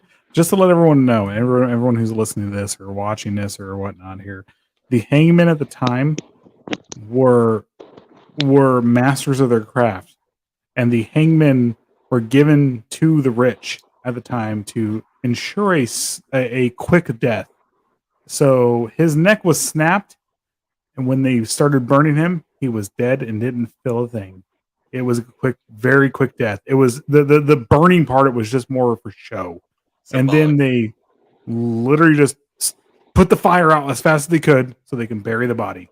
Well, the interesting part also was if the hangman didn't exactly like you, he would make sure that it didn't snap your neck and that you had a long, painful, terrifying I death. guarantee you this hangman was able to become a lord when he was done here after, because I guarantee that Gille De Rais paid the shit out of him to make sure that he died before he felt any pain. What little fortune he had left at that point. Well, he still had tons of gold, like candle holders and stuff like that. So he still had a lot, and he still had multiple castles and family fortune, which more than likely even the family was like, yeah, we'll go ahead and make sure you have a quick death, and they paid that hangman to make sure he died fast. You see this? See this? Mhm. I give you this if you kill me nicely. Oh, very much so. Or I can just kill you and take it. Mm-hmm. Yeah. Right. Which would have been awesome if the hangman was a vigilante at the time. He's like, He's all, thanks for paying me, but I'm still going to make sure you suffer. Yeah. We could only hope so. But it didn't. Mhm. Whew! All right. So. Well, I think that's pretty much all I've got on my end. What about you guys? who would sit with him? I would not sit with him. I'm actually a little bit afraid to sit with Joan of Arc too. I mean, the amount of hallucinogens that she was doing. I know it wasn't doing ergot poisoning is not consensual. I guess that's the way to say it. I'm joking, but no, I would sit with Joan of Arc even for a moment just to learn. I don't think I would. And there's a reason. She would see my tattoo on my arm and be like, heretic! No, you're forgetting she was abducted by Bill and Ted. She saw a lot of these things. I think she would be less bothered by you, I think. Oh, I think so. I would sit with Mila Jovovich. I would, because she played Joan of Arc. True. So yeah, I mean, I'm guessing what none of us would sit with him. I think I keep my earlier thing though, where I would sit with him, but only like in the room across from it and the smoke. I want to know what he would say. You know, I have a lot of questions for him, but there would definitely be not like a sitting at a table or sitting on the couch with him sort of scenario. I don't think. Well, Odd Mama. Odd Mama.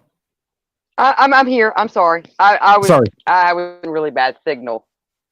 Oh no, we were So what saying, would you sit with him? I would absolutely not sit with him. That's what we thought. I know. We said this. You can just answer for me on that one. I would absolutely not sit with him. So I guess my answer is not sit with, but sit near. You know, I wouldn't even sit near him. Would time bringing that up? Like I would sit near him, or not saying I would, but or whatnot. But being that you would sit near him now, like in the vicinity of him, is it time that excuses? Not excuses. I don't know how to word that. To just fix it so you don't have to reword it. The reason would be because I want to know. I think the same thing that he got himself in issues with, that endless pursuit of knowledge, you know, wanting to know things, it's one of those things that drives me literally insane on a daily basis. As a writer, I spend more time researching to know things than I do writing, and I will research for a week on something that only a sentence of makes into what I'm doing. So if you add that up with all the times I go to school for different things, like frequently, I get that feeling though, that camaraderie of like that need to know everything and how it can drive you crazy. So I'd want to know what actually happened. You know, where did you do this? How many people was it actually? And what about the information that you learned drove you to do this? Because there are some things that when you learn in life, you can't unlearn them, and they can affect you on a completely fundamental level, mentally, physically, emotionally, spiritually. And was it something that he found in his pursuit of knowledge? If he really did all these things for sure, which I do believe he did, was it one of those things that he discovered that did that? Because a lot of relics came into play during a lot of things involving Joan of Arc. So when you consider that as well, and the potential powers that relics can have on people, was he truly always this way? Or you know, he actually did have. I think he was desperate. Yeah, I think he was desperate. I think you're probably right. He was, honestly, searching, just grasping at straws, and because that was kind of the kind of repeating thing that I saw was like, hey, I need to get money because I'm losing money and my family's on my ass, and the church is, the church didn't really do anything at this point, but the king is on my ass, and so this isn't working, and these alchemists or what have you are like, oh, well, that's because you're not using child's body parts. Oh, okay, well, I'll do that. Well, sure, let me get right on that. To bring up a fact that I left out here, supposedly he actually had a sliver of the true cross. Yeah. And that's one of the he things did carry around the relic that he wore around his neck. And this is one of those things where you had these alchemists, quote unquote, coming in and going, oh, you need to do this, this, and this, and murder children and all this stuff. But if he was smart at the time, which actually you didn't even have to be, slightly smart. I have a piece of the true cross here. I can just parade this around France and make money off of it. And he didn't do that. Right. He just didn't think about it. So maybe the one thing to keep him from killing kids at the time was more along the lines of perspective. I mean, I know we get into the whole, especially on our end, because talking about true crime, serial killers, and stuff like that. Like Jeffrey Dahmer, if someone would have came in and said, "Hey, we need to get you on certain meds," Jeffrey Dahmer more than likely would not have killed all those people. Like, again, I've said it a million times on Roots Bleed Red, everything else. He would have just been a weird guy working in a chocolate factory. That's all there would have been. And no body parts in his room, and quite possibly got to a point to where society started accepting him with his sexuality and stuff like that, because it was the early 90s, 80s, and when that was happening. So there's a lot of messed up stuff that happened here. But if someone came here and actually said, dude, you keep saying you have the true cross here, a piece of it, and France is extremely religious here, why don't we just parade that around and make you some money here? Even though you still have a lot of money, but your personal money you can't just be spending every minute, Right. So You know what my question was? Where was the Count Saint Germain? maybe he was the alchemist. Yeah. I don't know. I just cross-referenced something I didn't actually know, which surprised me. And I found something interesting to think about. So apparently there is a very, very old rite, I guess a dark occultist, dark rite that exists involving the original cross, or a piece of the original cross, involving sacrifice that is said to bring someone back from the dead. Apparently, it's an extremely well-known Catholic rite, and it was part of what they believe was involved in resurrecting Jesus Christ. So, if we now consider this, what if the entire thing was information that he was fed and found? Exactly. Which obviously this goes into like crazy mysticism, nothing we can prove. It's all theoretical, but it's fun to talk about. Yeah, I just happened to I was just wondering, what rights, could potentially involve that, and a lot of the things that he found interest into, and again, that pursuit of knowledge. And I'm wondering if someone in my life died and I loved, that was everything to me, that was my guiding light, my whatever, and I had to do really bad things in order to bring that person back to life, would I do that? And I can't answer that. Count Saint Germain too. We're taking Saint Germain from Castlevania, but not Saint Germain. No, I'm sorry, but the Castlevania Saint Germain is pretty poetic. spot on. It is actually. Yes, it is pretty spot on. They did a good job with it. They did. But going off of what you said, Texas, why didn't he? I mean, had he actually paraded it around, showed it off, it would be like the Shroud of Turin. Yeah. People would have flocked to it. People would have wanted to see it. They would have been crying just at the sight. He could have made money. He could have charged money. He could have asked simply for offerings just to see it. But with what Raz just said, that makes more sense to me. It's an interesting thought experiment, man. Like, for sure. Like, I would have never thought about this going into this show, like, and looking things up. I would have never thought of it. I just had that moment to like, and I had to just look it up real quick. But it brings up a whole other area thing. That's a whole different light to shed on it. Now, still, what he did was reprehensible. Oh, certainly, nothing. But very much. At the same time, thinking about it from that perspective, it was just him going completely insane, trying to bring this person he loved back. One of the things he did with the alchemist that like just scammed him out of a ton of money and more than likely propelled him into murder more children. Excuse me, I burped. Because it got to the point to where he told this alchemist everything, is what they were saying. That he told him everything like that. He's like, well, you're murdering and doing unspeakable things to these children for yourself. You need to start doing it for demons. And it got to the point to where one of the times I think it was tinfoil or whatever it was that they had at the time. He said, "Oh no, it worked." Lead foil. Right? He came in and was like, "No, it worked. It turned to gold." And as soon as he started coming for the door to look at it, he was like, "No. You need to stop. You have that piece of the true cross on right now.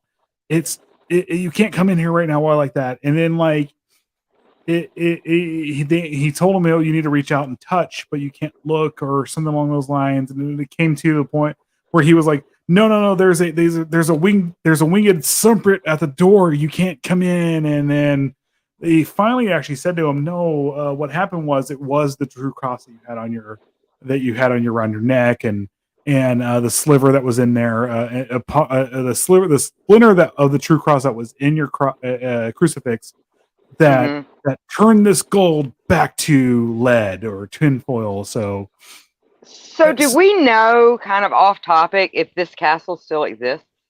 There are. I was trying to find it.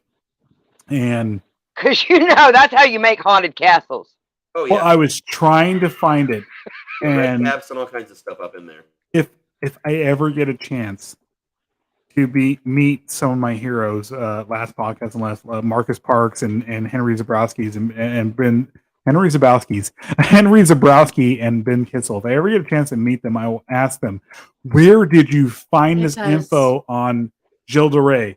Because Admires le Château de Gille De Rais. well, what I'm getting at, there are some of his castles that are left, but there is a serial killer in France that lived in one of his homes or residence, and supposedly was actually, no, not supposedly, but I'm sorry, was killing kids in slightly the same manner. It was like in the 60s. And I've tried my hardest to find it online, who it was. And I even went back to try to figure out where they mentioned it in the last podcast and left everything. And I can't find it right now. And you know, the messed up thing is when I actually do meet them, they're going to be like, I know what you're talking about. I don't remember when I said it. I'm like, no! Yeah, one of his castles, well, I guess, Chateau. Chateau Omelette du Fromage. It says, Admires de le Château de Gille De Rais. The crazy thing is, Odd Mother, when I sent you, was it like a couple months ago, when I was listening to that episode and I sent you, I was like, we need to check this guy out. I'll say it right now. This whole episode for me, when I was looking at information, it was completely inspired by last podcast and left, because I was like, I never knew this. I heard about the Black Knight. I've heard about this stuff, but then I heard about the modern day serial killer who lived in this home or whatnot. I was like, this guy actually, he kind of wore, he had his own face made up like leather face, and then he had kind of like this bear proof suit. You've seen the bear suits or the bear armor when they go out hunting bears back in the 1800s, where it's all spiked. He had all that, and it was one of those, I hate to say it, but it was one of those Cannibal Corpse metal moments that was like, oh, I need to look him up, and I completely forgot who it was. Oh no. Okay, so I'm sitting here looking, and the Chateau de, and I'm gonna butcher this, de Tiffauges. Yeah, that's what I do. Yes, Tiffauges. I couldn't pronounce it, so I didn't bring it up. Yeah, it is still there. Oh. It is a medieval castle situated in the French commune of Tiffauges.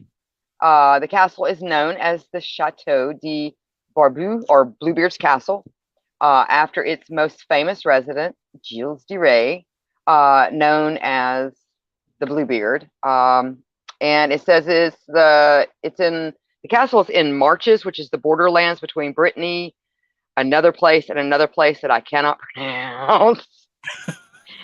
And let's see. You see why he's saying Omelette du Fromage. Yeah, and the castle is now owned by the Consul General of Vendée. It hosts a series of spectacles and collections, including medieval war machines and an alchemy center. It's interesting because, like, large chunks of this are all in ruins. It's on TripAdvisor, actually, and all kinds of different sites. All the borders, like most of the borders of the castle are still there, but inside they have all these things, like all the things she just mentioned.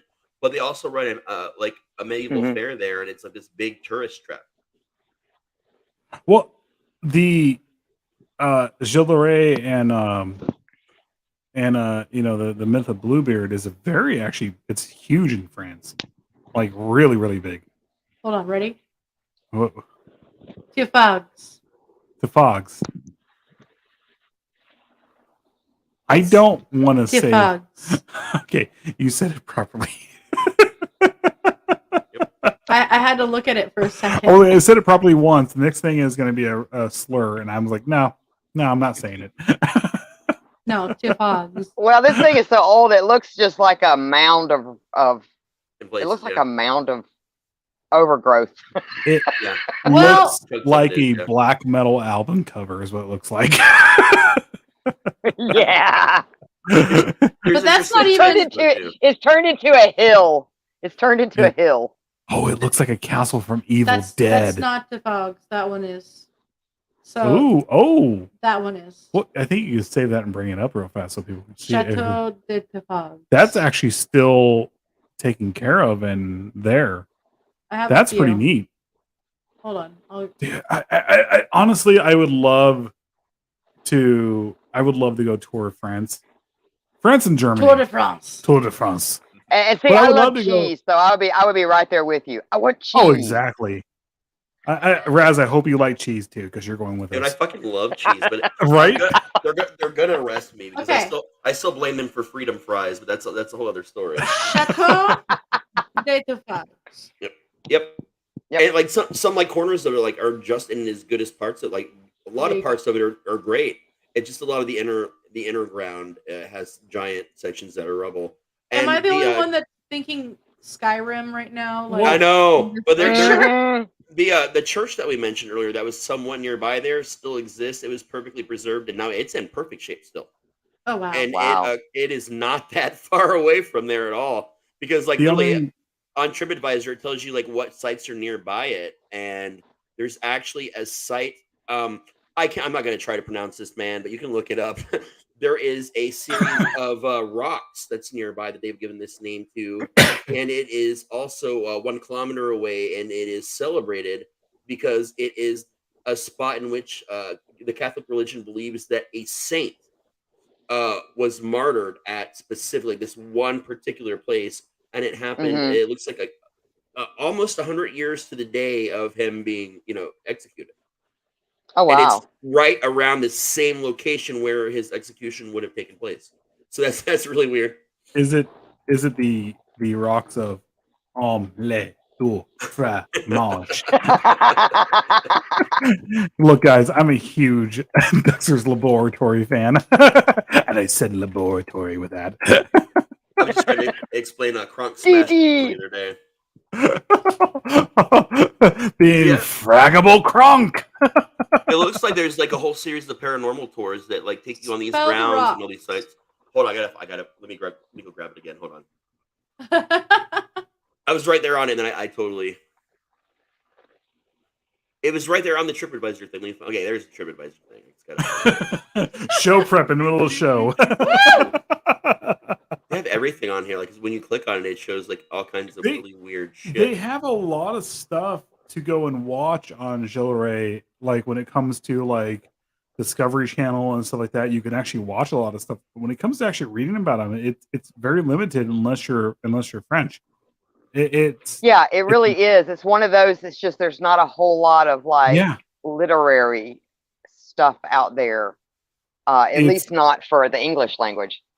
Well, it's almost like it's one of those verbal history things, where they Mhm. passed it down, and a lot of people were just like, no, we're just going to keep this to us, because one, the whole myth of Bluebeard is a cool myth, which actually we didn't even get into Bluebeard and like Mm-mm. and how like the differences between that, because the myth of Bluebeard was he was killing his wives, and one of his wives that he married later on that actually they were talking about that they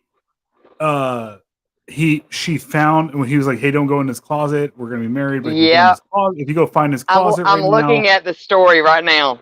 Yeah, if you go find this closet, if you go look in this closet right now, I'm gonna be very upset, and you're gonna see my anger. When she went into the closet, that turned out to be a huge room, and there was a pile of let's see, cadavers. But cadavers are animals. Corpses are. I'm sorry, I messed up here. But corpses. She found a pile of corpses and the Mendelerum. Oh, the place. Yeah, there's all kinds of weird things about it. Like I'm finding all kinds of odd things. Some people think it's a burial chamber. Some people think it was an actual monument at some point for the saint that they discussed. And some people think that it was actually secretly a monument that was built in the honor of his death by believers of a group of people, a cult, that followed him and believed whatever it was he was secretly trying to do would have somehow benefited the world.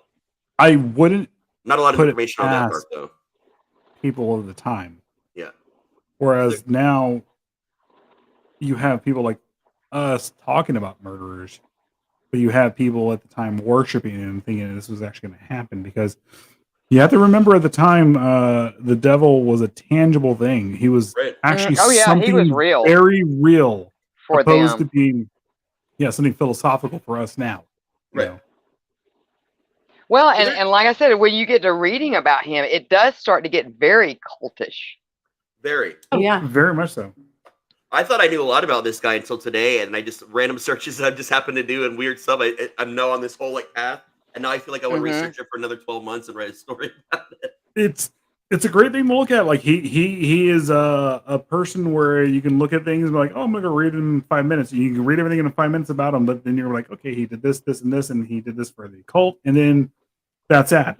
But then you can actually look in depth about him, like, okay, was it did the church come after him because he was actually, very much out of the closet the entire time, or did they come after him because he actually had more money than the crown or whatnot? Yep. Or could it just been that he was a child molesting serial killer, and he thought that his wealth and power would keep him safe? I'm in very much agreement with you, Oddmother, on that. Yeah. Part of this tour is I'm looking at some of the literature they have for the tour that they do there at the castle. A lot of it is geared towards him being innocent, and how it's what they claim that it's widely accepted that his trial was a miscarriage of justice. He was actually a great war hero on the French side, and a lot of this was trumped up literally to discredit him, therefore completely discrediting the work of Joan of Arc, because so many people were in an uproar over her basically just being given to England, that this was basically done in order to discredit her and destroy him, just as a result of wanting to discredit her to quiet down the masses of people that were revolting in France at that time. Well, that makes a lot of sense too. This is a lot of the story that they're talking about here on that particular tour. So that's another interesting thing of how the people in that area saw it and how they view it versus how we view it, looking at kind of like the details, the serial killer aspect. So like they apparently have a lot of those people, and apparently all the people that work there too, have a completely different view of what it actually was. That's super interesting. But then you have to ask yourself in a situation like this, is that, was he an A-type personality? I mean, he kept putting himself in situations to where it was life or death, and he did it for so long, and bloodshed was just a way of life. You can't just put that away in a box. I agree with you. Once you retire. So what do you do with it? Because it never says that he was so disgusted by the fact that he killed so many men that he retired from the public eye and with his books or whatever. I mean, so maybe it was a little bit of everything. It could have been. I mean, realistically, this is like even more interesting than I expected it to be. Like, even more things. It's like it's also a matter of perception. War at the time was something to be proud of, whereas now we don't treat our soldiers in the way that they used to be. We've gone 180 degrees where we should have, we should be kind of like 190 degrees where we're like, no, go ahead and talk about your exploits or whatnot. But at the same time, you need to understand. You need to get this. You need to understand and actually go through therapy after you're back home, and we need to take care of our soldiers 100%, and to make sure you guys are taken care of, and we get the PTSD taken care of. Right. Whereas, and I think a lot of that view came from, which I'm not going to say that people from like World War I and World War II didn't get the help that they need, because there was definitely what they referred to as shell shock back then. Yes. But the Vietnam War, the fact that we lost, we lost, it really put a whole different aspect on how people look at the military. I personally believe it very much so, because you have, not only did we, it's hard for us as Americans to say this, but we lost the war. And then when they came home, they were spit upon, and at the same time they're like, I was drafted, I don't know what to do, I'm sorry, and I'm spit upon when I came home. And then all these kids. Let's say what it is. It was kids. They were, and you know, and not to get too terribly personal, but like my father, he was Yeah. well, it was basically, look, go ahead and join and get a position that you want rather than wait to be drafted. Right. And so that's what he did. And he said that when he stepped off the plane, back then you didn't pull up to an airport and disembark and walk into some nice little airport. You got off on the runway. And the stairs come down off the plane, you get off on the runway, and he said there were body bags as far as you could see with 50,000 Americans, over 50,000 Americans lost their lives. And it was very hard for him when he came back, because it was like that. You had all these war protesters that, either, for whatever reason, didn't get drafted or dodged the draft or what have you, and they're spitting on all these people that didn't really go in the first place. They had nothing invested in it. That's the big point too, is like it wasn't like World War II. I'll say this. I worked with a Vietnam vet a long time ago. And this was 2006. And it was Veterans Day. And mind you, there's a difference between Memorial Day and Veterans Day. So a lot of people get it confused. Is you don't shake a hand of a veteran on Memorial Day because it's for the fallen soldiers. But on Veterans Day, that's when you can go up to him and say, hey, thank you for your service. I was the first person, aside from his family, to say, thank you for your service and welcome back. Right. 2006, and he got back in, 60, roughly 60. No, I'm sorry. He got back in 71. I was going to say, I think a lot of the boys came back in like 70, 71, 72 maybe. He volunteered to go, and he served 2 tours volunteer. And on his 3rd tour, they were like, this is the funny part. He was like, I was getting ready to re-up, and that's when they were like, okay, now here's your mandatory service to Vietnam. And he was like, no. I've actually served twice. I'm done, and you can't get me. And he was shot through the guts. And when he came back, he was exposed to Agent Orange. His son was a dwarf because of it. No joke. This is real. I met him and all this other stuff, and it was very much real. I'm sorry, say that again. Little person. He was a little person. And then when I later on, I was already working for my auto parts store. I was working for about 6 months, and it came to Veterans Day, and I was like, I got him a card. I literally got him a card. I was like, I just felt I needed. I didn't. He wasn't talking about his service or anything like that. I just knew he was a vet. And I walked up to him and I was like, here, man, here, Fred, here you go. And he got teary-eyed. And I was like, Fred, what's wrong? And he's like, you're the first person ever to say thank you for your service and welcome back. Yeah. And it was it was bad. I'm almost about to cry right now over it. It's really, really quite sad. Yeah. I worked for a gentleman who was in Vietnam, and he's the one who taught me how to do auto body work and pinstriping. And I remember, so in Tennessee, we don't have as strict of firework laws over there. And he would quite often sleep in his shop. He made a little area, especially when he just wanted to get work done, he was taking care of his brother who had ALS, and he let his brother stay at the house and then would go over there. But he predominantly stayed at the shop because he just always was working. Well, I came back one morning after 4th of July to find him huddled in the corner of the shop. The shop is all metal. And he was just huddled in the corner of the shop, just having a complete meltdown.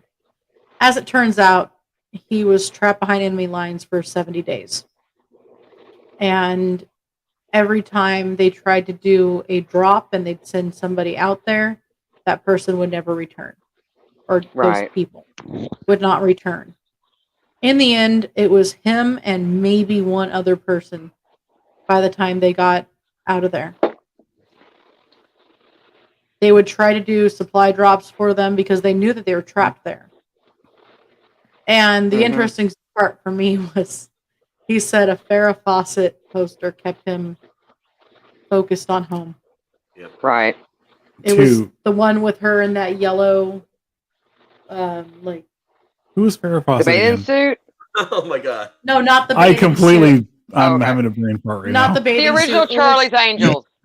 Okay, I just ruined it.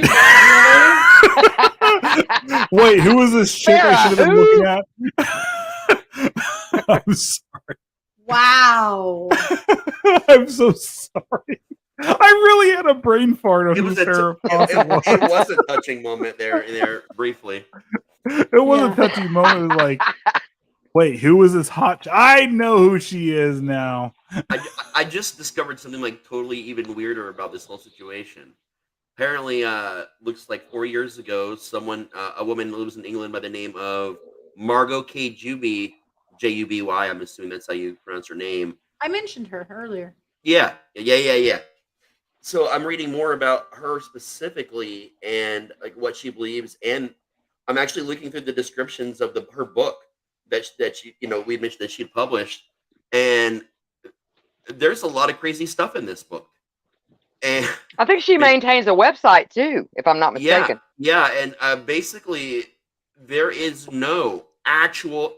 Not only is there no physical evidence that exists, nearly all the court documents that exist contradict itself throughout the entirety of the document, left and right. I've been looking at some of the scans of these documents, which I'm amazed she was able to get access to. That it's amazing some of the stuff she's got in here, and it really looks as if that's why a lot of what's going on in his chateau, all the tourists and everything are leading that way, and it's very interesting because there's ties to a lot of other things, including like the Knights Templar and some other stuff as well. So there is a good chance that maybe he just killed the normal amount of servants. Yeah, that way. I know that sounds horrible. It's been it's been 500 years. Like, we can make a joke about that. Yeah, I think so too. He killed the normal amount of servants and then had PTSD, which is very plausible. So yeah, I might take my stance back that I wouldn't sit with him and go with Raz on this, that I would sit with him at a distance. I would have a phone call. I still think he's probably was okay. I don't think he's remotely sane in any way, so that's probably smart. I don't think he's sane at all. I think he was very all. much taken over by charlatans at the end, and they really came after his money. That is very much definite. Yeah, there's actually a lot of heartbreaking stuff in this that kind of makes me go like, wow, like what the hell? Like usually, when we talk about the serial killers, we've got the shoe fetishes, or we've got these pretty leading damning things. We've got evidence, some going back, even a couple hundred years in some cases. But this one is it's oddly unique in some really crazy ways that, again, I thought I knew a lot about the subject. What about this horrifying thought? The man comes back from war. His beloved, that whether it was romantic or not, is dead.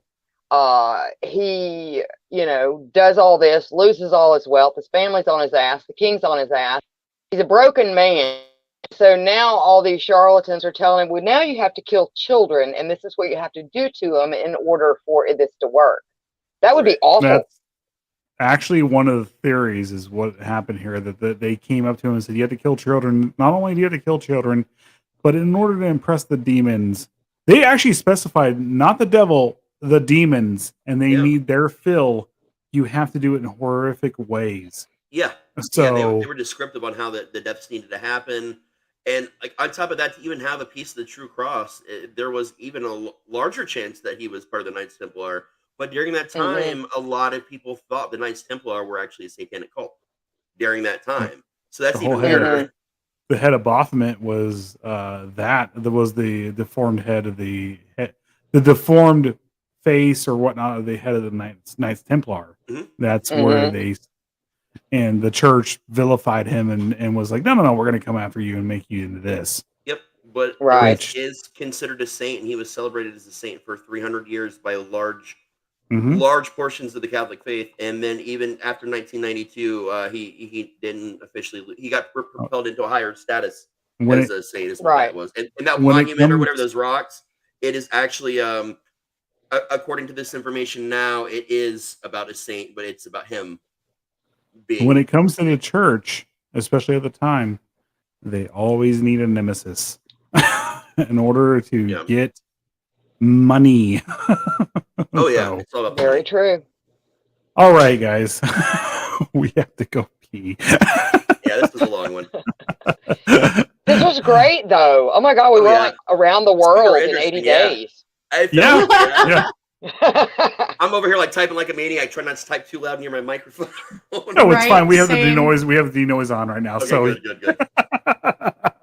I had that going on my end too, but I get like loud when I type, man. I'm like, you can't even hear our fan. Our fan is going full blast on us right now because when our Kermit. door is closed, I don't even feel it. So it's I'm sweating. When our door is closed, there's no airflow from the AC. So yeah, I feel you. I get like Kermit, that meme of Kermit the Frog on the typewriter, where it's just like, I get intense when I type sometimes, man. All right, guys. This was it. This was the fourth episode of You Can't Sit With Us. Raz is here. I'm hoping Raz will be our fourth from now on if you want to keep coming back. Yeah, I go where I'm told. That would be amazing. You tell me to show up and I'll show up, man. Yes. I'm going to propose an idea that I said to Mother de la Mort last night.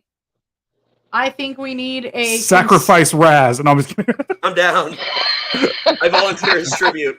Sorry. We need what? I don't even know what I was saying. I apologize. I'm sorry. You were talking to me last night, and we need to. Oh, we need to do an entire podcast with tinfoil hats where we are talking about conspiracy theories. I would love that. That would be amazing. And that one will be live on all of our stuff, but it will also be part of the You Can't Sit With Us because you guys need to see what kind of talent we have with tinfoil hats. If we do that. Actually, I'm sorry if we do that. We can't have finger on tinfoil. We can't have Oddmother here. It has to be Ludi. Oh, yes. Yes. Yeah, she does have a tinfoil hat. Yeah, she sang about it, Yes. You never know when aliens might want to put something up your butt. Yeah. Now I gotta go listen to Weird Al Yankovic. I'm sorry, guys. It's stuck in my head now. All right. Thank you guys for joining us. Thank you for showing up, Raz. Thank you for being a part of this. And you're gonna. I'm sorry. You're drafted. You're a part of this from now on. You're now inducted, I love it, man. I just want to spend time with you guys. We can talk about fantastic things and have a good time, and then let people pee eventually. All right. Have a great night. Bye. See you guys later. Bye.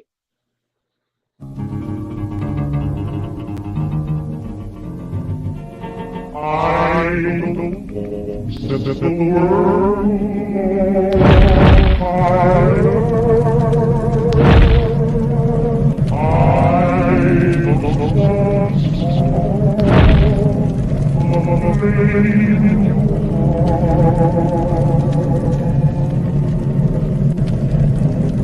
in my